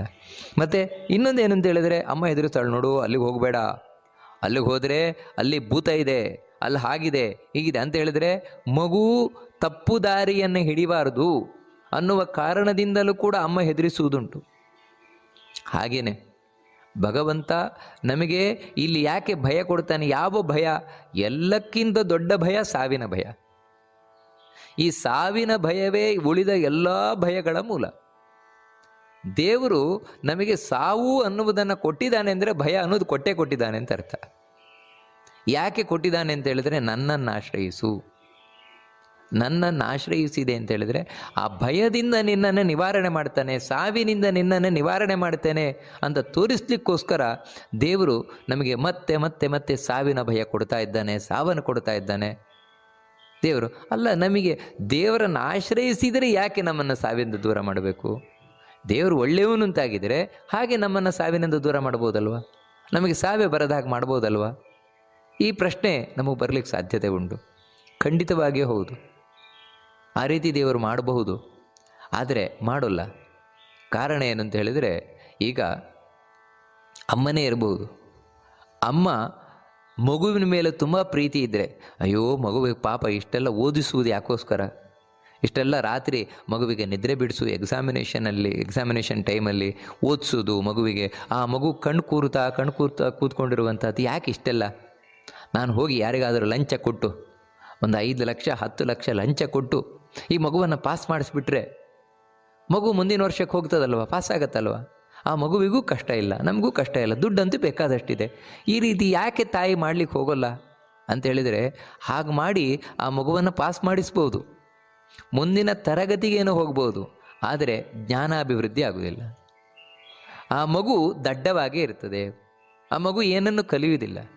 ಶಾಲೆಗೆ ಹೋಗುವ ಉದ್ದೇಶ ಏನು ಅಂದರೆ ಕಲಿಯುವುದು, ಕಲೀಲಿಕ್ಕೋಸ್ಕರ ಶಾಲೆಗೆ ಹೋಗುವುದು. ಹಾಗೆಯೇ ನಾವು ಈ ಸಂಸಾರಕ್ಕೆ ದೇವರು ನಮ್ಮನ್ನು ಯಾಕೆ ತಂದು ಹಾಕ್ತಾನೆ ಅಂದರೆ ಕಲೀಲಿಕ್ಕೋಸ್ಕರ. ನೀನು ಕಲಿ, ಯಾಕಂದರೆ ಕಲಿತಾಗಲಷ್ಟೇ ನಾಳೆ ಆ ಮಗು ಪಾಸಾಗ್ತಾ ಮುಂದೆ ಒಂದು ಕೆಲಸಕ್ಕೆ ಸೇರಿದ, ಒಳ್ಳೆಯ ಕೆಲಸಕ್ಕೆ ಸೇರಿದ ಅಂತ ಹೇಳಿದರೆ ಅವನು ಯಾವಾಗ ಒಳ್ಳೆಯ ಹೆಸರನ್ನು ಗಳಿಸ್ತಾನೆ ಅಂತ ಹೇಳಿದರೆ ಚೆನ್ನಾಗಿ ತಿಳ್ಕೊಂಡಿದ್ದಾಗ ಮಾತ್ರ. ಇಲ್ಲದೆ ಲಂಚ ಕೊಟ್ಟು ಪಾಸಾಗಿ ಕೆಲಸಕ್ಕೆ ಸೇರಿದ ಅಂತ ಹೇಳಿದರೆ ನಾಳೆ ಏನೂ ಗೊತ್ತಿರೋಲ್ಲ. ಮತ್ತೇನೆಂದರೆ ಅಲ್ಲಿ ಎಲ್ಲರಿಂದಲೂ ಚೀತು ಅಂತ ಬಯಸ್ಕೊಳ್ತಾ ಇರ್ತಾನೆ. ಅದೇ ರೀತಿ ಇಲ್ಲಿಯೂ ಕೂಡ ದೇವರು ಹಾಗೆ ಮಾಡ್ಲಿಕ್ಕೆ ಬಿಡೋಲ್ಲ. ಮತ್ತು ನೀನು ತಿಳ್ಕೋ, ಕಷ್ಟ ಅಂದರೆ ಏನು ಅಂತ ತಿಳ್ಕೋ, ನನ್ನ ಅವಶ್ಯಕತೆ ಯಾಕೆ ನಿನಗಿದೆ ಅಂತ ತಿಳ್ಕೋ. ಅವಶ್ಯಕತೆ ಗೊತ್ತಿದ್ದಾಗ ಮಾತ್ರ ಬೆಲೆ ಗೊತ್ತಾಗುತ್ತೆ. ಅದೇ ರೀತಿ ದೇವರ ಅವಶ್ಯಕತೆ ಯಾವಾಗ ನಮಗೆ ಗೊತ್ತಾಗುತ್ತೆ, ಓ ಇಷ್ಟು ಕಷ್ಟ ಇದೆ, ಇದರಿಂದ ಪಾರು ಮಾಡುವವನೊಬ್ಬನೇ ದೇವರು ಅಂತ, ಆಗ ನಾವು ದೇವರಿಗೆ ಶರಣಾದಾಗ ದೇವರು ಬರ್ತಾನೆ, ನಮ್ಮನ್ನು ಉದ್ಧಾರ ಮಾಡ್ತಾನೆ. ದೇವರಿಗೆ ಈಗಲೂ ಉದ್ಧಾರ ಮಾಡಬಾರದು ಅಂತಿಲ್ಲ, ಈಗಲೂ ನಮ್ಮನ್ನು ಉದ್ಧಾರ ಮಾಡಬೇಕು ಅಂತಲೇ ಇರೋದು. ಅದಕ್ಕಾಗಿಯೇ ನಮ್ಮನೇಲಿ ಮತ್ತೆ ಮತ್ತೆ ಮತ್ತೆ ಹುಟ್ಟಿಸ್ತಾ ಇದ್ದಾನೆ, ಭಯಕೃತ ಆಗ್ತಾ ಇದ್ದಾನೆ, ಭಯವನ್ನು ಉಂಟು ಮಾಡ್ತಾ ಇದ್ದಾನೆ. ಯಾಕಂದರೆ ನಾನು ನಿನ್ನ ಭಯ ನಾಶ ಮಾಡ್ತೇನೆ. ಅದಕ್ಕೆ ನಾವೇನು ಮಾಡಬೇಕಾಗಿದೆ ಅಂದರೆ ಒಮ್ಮೆ ದೇವರನ್ನು ಕೂಗಬೇಕಾಗಿದೆ, ಕರಿಬೇಕಾಗಿದೆ. ಆ ಕೆಲಸ ನಾವು ಮಾಡ್ತಾ ಇಲ್ಲ ಅಷ್ಟೇ. ನೋಡಿ, ಹಾಗೆ ಇವಾಗ ಪೊಲೀಸ್ ಡಿಪಾರ್ಟ್ಮೆಂಟ್ ಇದೆ, ಯಾಕೆ? ನಮಗೆ ರಕ್ಷಣೆ ಕೊಡಲಿಕ್ಕೆ. ಯಾವಾಗ ನಾವು ಅವ್ರಿಗೆ ಹೇಳಬೇಕು ನಮಗೆ ರಕ್ಷಣೆ ಕೊಡಿ. ಹಾಗೆ ಇಲ್ಲೂ ಕೂಡ ಭಗವಂತ ಹಾಗಂತ ಇವಾಗ ರಕ್ಷಣೆ ಕೊಡ್ತಾ ಇಲ್ಲ ಅಂತಲ್ಲ, ದೇವರ ರಕ್ಷಣೆ ಇರುವುದರಿಂದಲೇ ನಾವು ಬದುಕ್ತಾ ಇದ್ದೇವೆ. ಆದರೆ ವಿಶೇಷವಾಗಿ ನಮಗೆ ಸಂಪೂರ್ಣ ರಕ್ಷಣೆಯನ್ನು ಕೊಟ್ಟು ಭಯದಿಂದ ನಾಶ ಮಾಡುವ, ಅದಕ್ಕೆ ದೇವರನ್ನು ಭಯಕೃತ್ ಭಯನಾಶನಃ, ಇದು ಬಹಳ ಒಳ್ಳೆಯ ನಾಮ. ಅದಕ್ಕಾಗಿಯೇ ಜೀವನದಲ್ಲಿ ಏನೇ ಕಷ್ಟ ಬಂದರೂ ಕೂಡ ನಾವು ಧೃತಿಗೆಡಬಾರದು, ದುಃಖಕ್ಕೊಳಗಾಗಬಾರದು. ಯಾಕಂದರೆ ಇದು ದೇವರು ಮಾಡ್ತಾ ಇರುವ ಕೆಲಸ, ಭಯಕೃತ್. ಆ ದೇವರಿಗೆ ಶರಣಾಗಬೇಕು. ಆವಾಗ ಆ ಭಯವನ್ನು, ಆ ದುಃಖವನ್ನು, ಕಷ್ಟವನ್ನು ನಾಶ ಮಾಡ್ತಾನೆ ಭಗವಂತ. ಮುಂದಿನ ಶ್ಲೋಕ, ಅಣುರ್ಬೃಹತ್ ಕೃಶಸ್ಥೂಲೋ ಗುಣಭೃನ್ನಿರ್ಗುಣೋ ಮಹಾನ್ ಅಧೃತಸ್ವಧೃತಸ್ವಾಸ್ಯ ಪ್ರಾಗ್ವಂಶೋ ವಂಶವರ್ಧನಃ. ಈ ಶ್ಲೋಕದಲ್ಲಿ ಬಹಳಷ್ಟು ಮಹಾಪ್ರಾಣಗಳಿದೆ. ಅದಕ್ಕಾಗಿ ಬಹಳ ಗಮನವಿಟ್ಟು ಈ ಶ್ಲೋಕವನ್ನು ಹೇಳಬೇಕು. ನೋಡಿ, ಅಣುರ್ ಬೃಹತ್ ಕೃಶಸ್ಥೂಲು, ಸ್ಥೂ ಅನ್ನೋದು ಮಹಾಪ್ರಾಣ. ನಂತರ ಗುಣಭೃನ್, ಅಲ್ಲಿ ಭೃ ಅನ್ನೋದು ಮಹಾಪ್ರಾಣ. ಗುಣಭೃನ್ ನಿರ್ಗುಣೋ ಮಹಾನ್. ನಂತರ ಅಧೃತ, ಅಲ್ಲೂ ಮಹಾಪ್ರಾಣ. ಅಧೃತ ಸ್ವಧೃತ. ನೋಡಿ ಇಲ್ಲಿ ಅಧೃತ ಸ್ವಧೃತ ಸ್ವಾಸ್ಯ ಪ್ರಾಗ್ವಂಶೋ ವಂಶವರ್ಧನ. ಧ ಅನ್ನೋದು ಮಹಾಪ್ರಾಣ. ಇಷ್ಟೆಲ್ಲ ಗಮನ ಇರಿಸಿ ನಾವು ಹೇಳಬೇಕಾದದ್ದು. ಇದರಲ್ಲಿ ಮೊದಲ ನಾಮ ಅಣುರ್ಬೃಹತ್ ಅಂತ. ನಮಸ್ಕಾರ ಮಾಡಬೇಕಾದ್ರೆ ಅಣುರ್ಬೃಹತೇ ನಮಃ ಅಂತ ನಮಸ್ಕಾರ ಮಾಡಬೇಕಾದದ್ದು. ಏನು ಅಂದರೆ ಇಲ್ಲಿ ಮತ್ತೆ ನಾವು ಹಿಂದೆ ನೋಡಿದ ಹಾಗೇನೆ ಅತ್ಯಂತ ಸೂಕ್ಷ್ಮವಾದ ವಸ್ತುವಿಗಿಂತಲೂ ಸೂಕ್ಷ್ಮವಾಗಿರುವವನು ದೇವರು, ಅತ್ಯಂತ ದೊಡ್ಡ ವಸ್ತುವಿಗಿಂತಲೂ ದೊಡ್ಡವನಾಗಿರುವವನು ಭಗವಂತ. ಇದೇ ಉಪನಿಷತ್ ಬಹಳ ಸ್ಪಷ್ಟ ಹೇಳ್ತಾ ಇದೆ. ಅಣೋರಣೀಯಾನ್ ಮಹತೋ ಮಹೀಯಾನ್ ಅಂತ ದೇವರು. ದೇವರಿಗಿಂತ ದೊಡ್ಡ ವಸ್ತು ಇನ್ನೊಂದಿಲ್ಲ, ದೇವರಿಗಿಂತ ಸಣ್ಣ ವಸ್ತು ಇನ್ನೊಂದಿಲ್ಲ, ಅದಕ್ಕೆ ದೇವರಿಗೆ ಸರಿಸಾಟಿಯಾದ ವಸ್ತು ಇನ್ನೊಂದಿಲ್ಲ. ಉಳಿದ ಎಲ್ಲ ವಸ್ತುಗಳು ಎರಡರ ಮಧ್ಯದಲ್ಲೇ ಬಂದಿರೋದು. ನೀವು ಯಾವುದೇ ಒಂದು ಸೂಕ್ಷ್ಮ ಅಂತ ತಿಳ್ಕೊಂಡ್ರು ದೇವರಿಗಿಂತ ಸೂಕ್ಷ್ಮ ಅಲ್ಲ ಬಿಡಿ. ಯಾವುದೇ ನೀವು ದೊಡ್ಡದು ಅಂತ ತಿಳ್ಕೊಂಡ್ರು ದೇವರಿಗಿಂತ ದೊಡ್ಡದಲ್ಲ. ಅಂದರೆ ದೇವರ ಮಧ್ಯದಲ್ಲೇ ಎಲ್ಲ ಇಡೀ ಪ್ರಪಂಚ ಇದೆ. ಸೂಕ್ಷ್ಮವಾದದ್ದಿರ್ಬೋದು, ಸ್ಥೂಲವಾದದ್ದಿರ್ಬೋದು. ಅದಕ್ಕೆ ದೇವರನ್ನು ಅಣುರ್ಬೃಹತು ಅಂತ ಕರೀತಾರೆ. ಮುಂದಿನದ್ದು ಭಗವಂತನ ನಾಮ ಕೃಶಸ್ಥೂಲ ಅಂತ. ನಮಸ್ಕಾರ ಮಾಡಬೇಕಾದ್ರೆ ಕೃಶಸ್ಥೂಲಾಯ ನಮಃ ಅಂತ ನಮಸ್ಕಾರ ಮಾಡಬೇಕಾದದ್ದು. ನೋಡಿ, ಇಲ್ಲೂ ವಿಚಿತ್ರ. ಇದು ದೇವರಿಗೆ ಮಾತ್ರ ಸಾಧ್ಯ. ಯಾಕಂದರೆ ಯಾವುದು ಚಿಕ್ಕ ವಸ್ತುವಿಗಿಂತಲೂ ಚಿಕ್ಕವಾದದ್ದಿದೆಯೋ ಅದು ದೊಡ್ಡ ವಸ್ತುವಿಗಿಂತಲೂ ದೊಡ್ಡದಾಗ್ಲಿಕ್ಕೆ ಸಾಧ್ಯ ಇದೆಯಾ? ಯಾವುದು ಅತ್ಯಂತ ದೊಡ್ಡ ವಸ್ತುವಾಗಿದೆಯೋ ಅದು ಸಣ್ಣ ವಸ್ತುವಿಂದ ಸಣ್ಣ ವಸ್ತುವಾಗಿರ್ಲಿಕ್ಕೆ ಸಾಧ್ಯತೆ ಇದೆಯಾ? ಈ ರೀತಿ ಪ್ರಶ್ನೆ ಅನ್ನೋದು ಬಂದೇ ಬರುತ್ತದೆ. ದೇವರಿಗೆ ಸಾಧ್ಯ ಅಷ್ಟೇ, ನಮಗೆ ಸಾಧ್ಯವಾಗೋಲ್ಲ. ದೊಡ್ಡ ವಸ್ತು ಸಣ್ಣ ವಸ್ತು ಆಗಲಿಕ್ಕೆ ಸಾಧ್ಯ ಇಲ್ಲ, ಸಣ್ಣ ವಸ್ತು ದೊಡ್ಡ ವಸ್ತು ಆಗಲಿಕ್ಕೆ ಸಾಧ್ಯ ಇಲ್ಲ. ಅದನ್ನೇ ಅವನ ದೇವರು ಅಂತ ಕರೆಯೋದು. ಯಾವುದನ್ನು ನಮಗೆ ಯೋಚಿಸ್ಲಿಕ್ಕೂ ಬರಲ್ಲೋ ಅದೆಲ್ಲ ದೇವರಾಗಿರ್ತಾನೆ. ಅದಕ್ಕೆ ಹಿಂದೆ ಹೇಳಿದ ಅಚಿಂತ್ಯ ಅಂತ. ಅದಕ್ಕೆ ದೇವರು ಹೀಗೆ ಅಂತ ಪೂರ್ಣ ನಮಗೆ ಅರ್ಥ ಮಾಡ್ಕೊಳ್ಳಿಕ್ಕೆ ಬರೋಲ್ಲ ಅಂತ ಈ ಕಾರಣದಿಂದ ಹೇಳೋದು. ಇಲ್ಲ ಅದೇ ರೀತಿ ಕೃಷಸ್ಥೂಲ ಅಂತ ಹೇಳ್ತಾರೆ. ಭಗವಂತ ಕೃಷ ಅಂದರೆ ತುಂಬ ತೆಳುಮೈಯವನು. ಅದೇ ರೀತಿ ಸ್ಥೂಲ ತುಂಬ ದೊಡ್ಡ ದಪ್ಪದ ಮೈಯವನು ದೇವರು. ದಪ್ಪ ಮೈ ಅಂದರೆ ದೇವರಷ್ಟು ದಢೂತಿಯಾದ ದೇಹವುಳ್ಳವರು ಯಾರೂ ಇಲ್ವಂತೆ. ದೇವರು ಎಲ್ಲರಿಗಿಂತಲೂ ದಢೂತಿಯಾದ ದೇಹವುಳ್ಳವನಂತೆ. ದೇವರಷ್ಟು ಸಪುರ ದೇಹವುಳ್ಳವರು ಯಾರೂ ಇಲ್ವಂತೆ. ಅಂಥ ಸಪುರ ದೇಹವುಳ್ಳವನು ದೇವರಂತೆ. ಎರಡೂ ಕೂಡ ನೋಡಿ, ವಿಚಿತ್ರ ಇದು ಜಗತ್ತಿನಲ್ಲಿ, ಆದರೆ ದೇವರಲ್ಲಿ ಸಾಧ್ಯ. ಅದು ಹೇಗ್ರಿ? ಹಾಗಿದ್ರೆ ದೇವರು ನೋಡ್ಲಿಕ್ಕೆ ತುಂಬ ಚಂದ ಅಂತ ಹೇಳ್ತೇವಲ್ವ ನಾವು. ಅತ್ಯಂತ ಸಪುರ ಇದ್ದರೆ, ತೆಳ್ಳನೆ ಇದ್ದರೂ ಕೂಡ ನೋಡ್ಲಿಕ್ಕೆ ಚೆನ್ನಾಗಿರಲ್ಲ.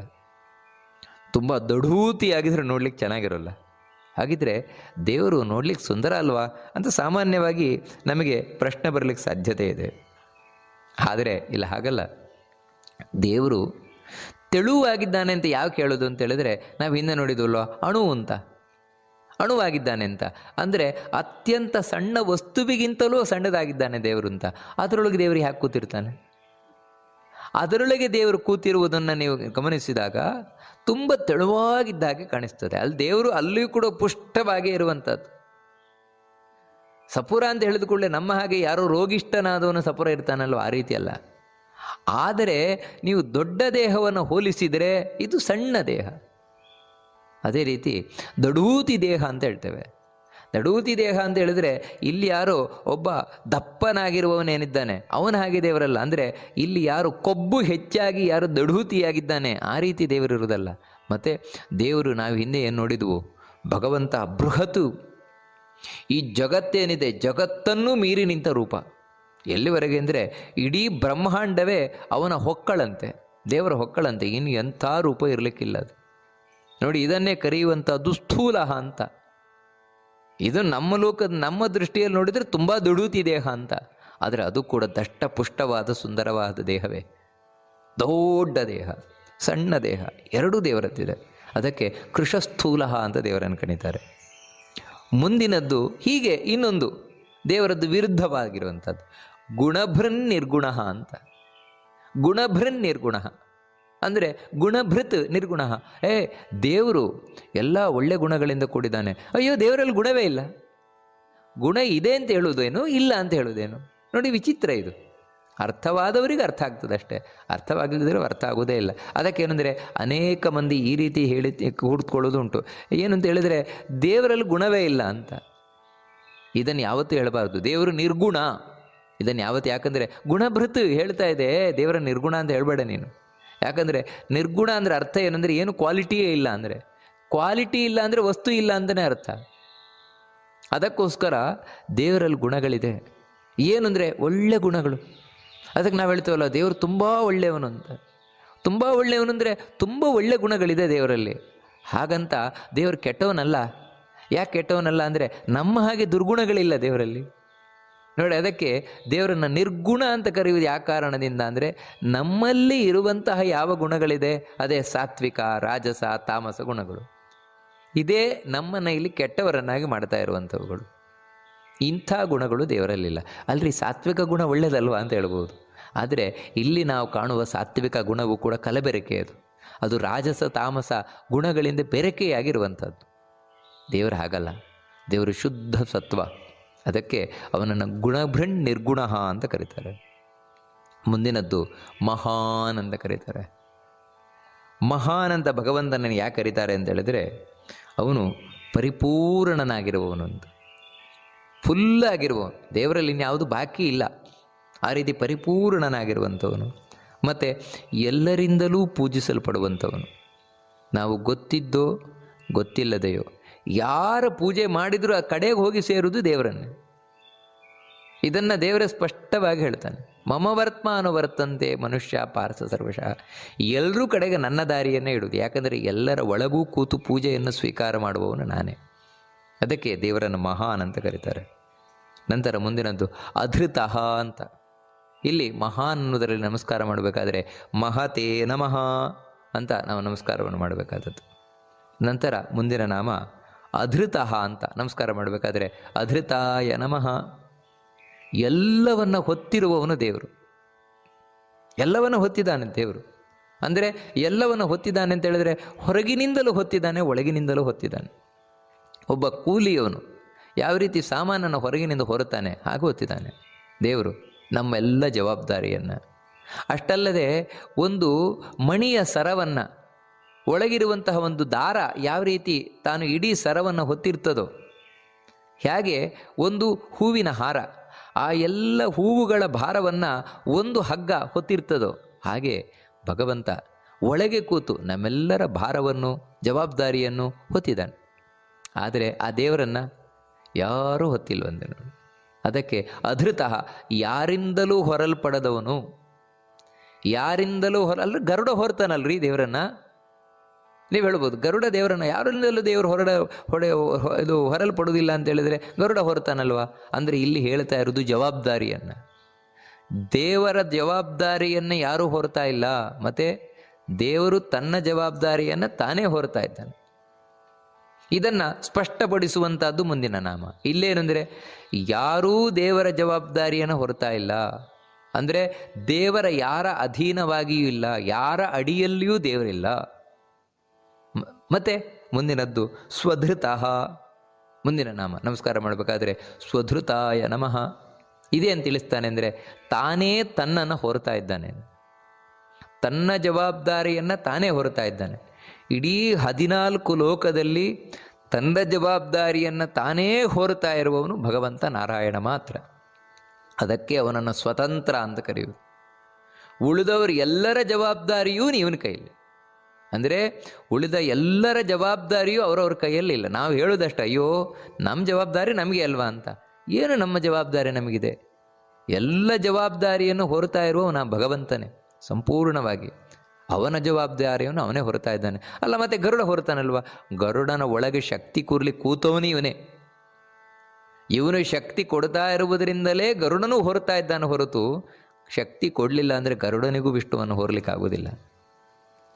ನೋಡಿ, ಅದಕ್ಕೋಸ್ಕರ ಸ್ವಧೃತಃ ಸ್ವಾಸ್ಯ. ಇಂತಹ ಭಗವಂತ ಸ್ವಾಸ್ಯ. ಇಲ್ಲಿ ನಮಸ್ಕಾರ ಮಾಡಬೇಕಾದ್ರೆ ಸ್ವಾಸ್ಯಾಯ ನಮಃ ಅಂತ ನಮಸ್ಕಾರ ಮಾಡಬೇಕಾದದ್ದು. ಅಂದರೆ ತುಂಬ ಸುಂದರವಾದ ಮುಖವುಳ್ಳವನ ದೇವರನ್ನು, ತುಂಬ ಚೆಲುವಿನ ಮುಖವುಳ್ಳವನ ದೇವರು ಅಂತ ಹೇಳ್ತಾರೆ. ಮುಂದಿನದ್ದು ಪ್ರಾಗ್ವಂಶಃ ಅಂತ ನಮಸ್ಕಾರ ಮಾಡಬೇಕಾದ್ರೆ ಪ್ರಾಗ್ವಂಶಾಯ ನಮಃ ಅಂತ ನಮಸ್ಕಾರ ಮಾಡಬೇಕಾದದ್ದು. ಏನು ಪ್ರಾಗ್ವಂಶ ಅಂತ ಹೇಳಿದರೆ ತುಂಬ ಚಂದವಾದ ಶಬ್ದ. ಪ್ರಾಕ್ ಅಂದರೆ ಮೊದಲು ವಂಶ ಇಲ್ಲ. ಅಂದರೆ ದೇವರಿಗಿಂತ ಮೊದಲು ಯಾವ ವಂಶವೂ ಇಲ್ಲ. ಅರ್ಥಾತ್ ದೇವರು ದೇವತೆಗಳ ವಂಶದಲ್ಲಿ ಬಂದಿದ್ದಾನೆ, ದೇವರು ಮನುಷ್ಯರ ವಂಶದಲ್ಲಿ ಬಂದಿದ್ದಾನೆ, ದೇವರು ರಾಕ್ಷಸ ವಂಶದಲ್ಲಿ ಬಂದಿದ್ದಾನೆ. ಯಾವ ವಂಶವೂ ಇಲ್ಲ ದೇವರಿಗೆ, ಯಾವ ಕುಲವೋ ಅಂತೂ ದೇವರಿಗೆ ಯಾವ ಕುಲವೂ ಇಲ್ಲ ದೇವರಿಗೆ. ಯಾಕೆ ಅಂತ ಹೇಳಿದ್ರೆ ಕುಲ ಅಂತ ಹೇಳಬೇಕಾದ್ರೆ ಇವನಿಗಿಂತ ಮೊದಲಿರಬೇಕಲ್ವ. ನಾವು ಯಾವುದೇ ಒಂದು ಇಂಥ ಕುಲದವರು ಅಂತ ಹೇಳಬೇಕಾದ್ರೆ ನಮಗಿಂತ ಮುಂಚೆ ಇಂಥ ಹಿರಿಯರಿದ್ದಾರೆ, ಇಂತಿಂಥವರಿದ್ದಾರೆ ಅಂತೆ. ದೇವರಿಗಿಂತ ಮುಂಚೆ ಯಾರಿದ್ದಾರೆ? ಅದಕ್ಕೋಸ್ಕರ ಯಾವ ಕುಲವೂ ಇಲ್ಲದೆ ಇರುವವನು, ಇವನಿಗಿಂತ ಮೊದಲು ಒಂದು ವಂಶವೇ ಇಲ್ಲ. ಅದಕ್ಕೆ ಪ್ರಾಕ್ ವಂಶಃ ಅಂತ ಹೇಳ್ತಾರೆ. ಇವನು ಎಲ್ಲ ವಂಶಗಳಿಗಿಂತಲೂ ಮೊದಲಿದ್ದವನು. ನಂತರ ಮುಂದಿನದ್ದು ವಂಶವರ್ಧನ. ನಮಸ್ಕಾರ ಮಾಡಬೇಕಾದ್ರೆ ವಂಶವರ್ಧನಾಯ ನಮಃ ಅಂತ ನಮಸ್ಕಾರ ಮಾಡಬೇಕಾದದ್ದು ಈ ಕಾರಣದಿಂದಲೇ. ಅಂದರೆ ಇವನಿಗಿಂತ ಮೊದಲು ಯಾವ ವಂಶವೂ ಇರಲಿಲ್ಲ. ದೇವತೆಗಳಾಗಲಿ, ದೈತ್ಯರಾಗಲಿ, ಮನುಷ್ಯರಾಗಲಿ, ಋಷಿಗಳಾಗಲಿ ಯಾರೂ ಇಲ್ಲ. ಎಲ್ಲರೂ ಇವನಿಂದಲೇ ಬಂದದ್ದು. ಅದಕ್ಕಾಗಿ ಎಲ್ಲ ವಂಶಗಳನ್ನು ಬೆಳೆಸಿದವನು ಇವನೇ. ದೇವತೆಗಳ ವಂಶವನ್ನು ಬೆಳೆಸಿದವನು ಇವನೇ, ಮನುಷ್ಯರ ವಂಶವನ್ನು ಬೆಳೆಸಿದವನು ಇವನೇ, ದೈತ್ಯರ ವಂಶವನ್ನು ಬೆಳೆಸಿದವನು ಅವನೇ, ಋಷಿಗಳ ವಂಶವನ್ನು ಬೆಳೆಸಿದವನು ಅವನೇ. ಹೀಗೆ ಎಲ್ಲ ಕುಲಗಳನ್ನು, ವಂಶವನ್ನು ಬೆಳೆಸಿದವನು ಇವನೇ. ಅದಕ್ಕಾಗಿಯೇ ಅವನಿಗೆ ವಂಶವರ್ಧನ ಅಂತ ಹೆಸರು ಭಗವಂತನಿಗೆ.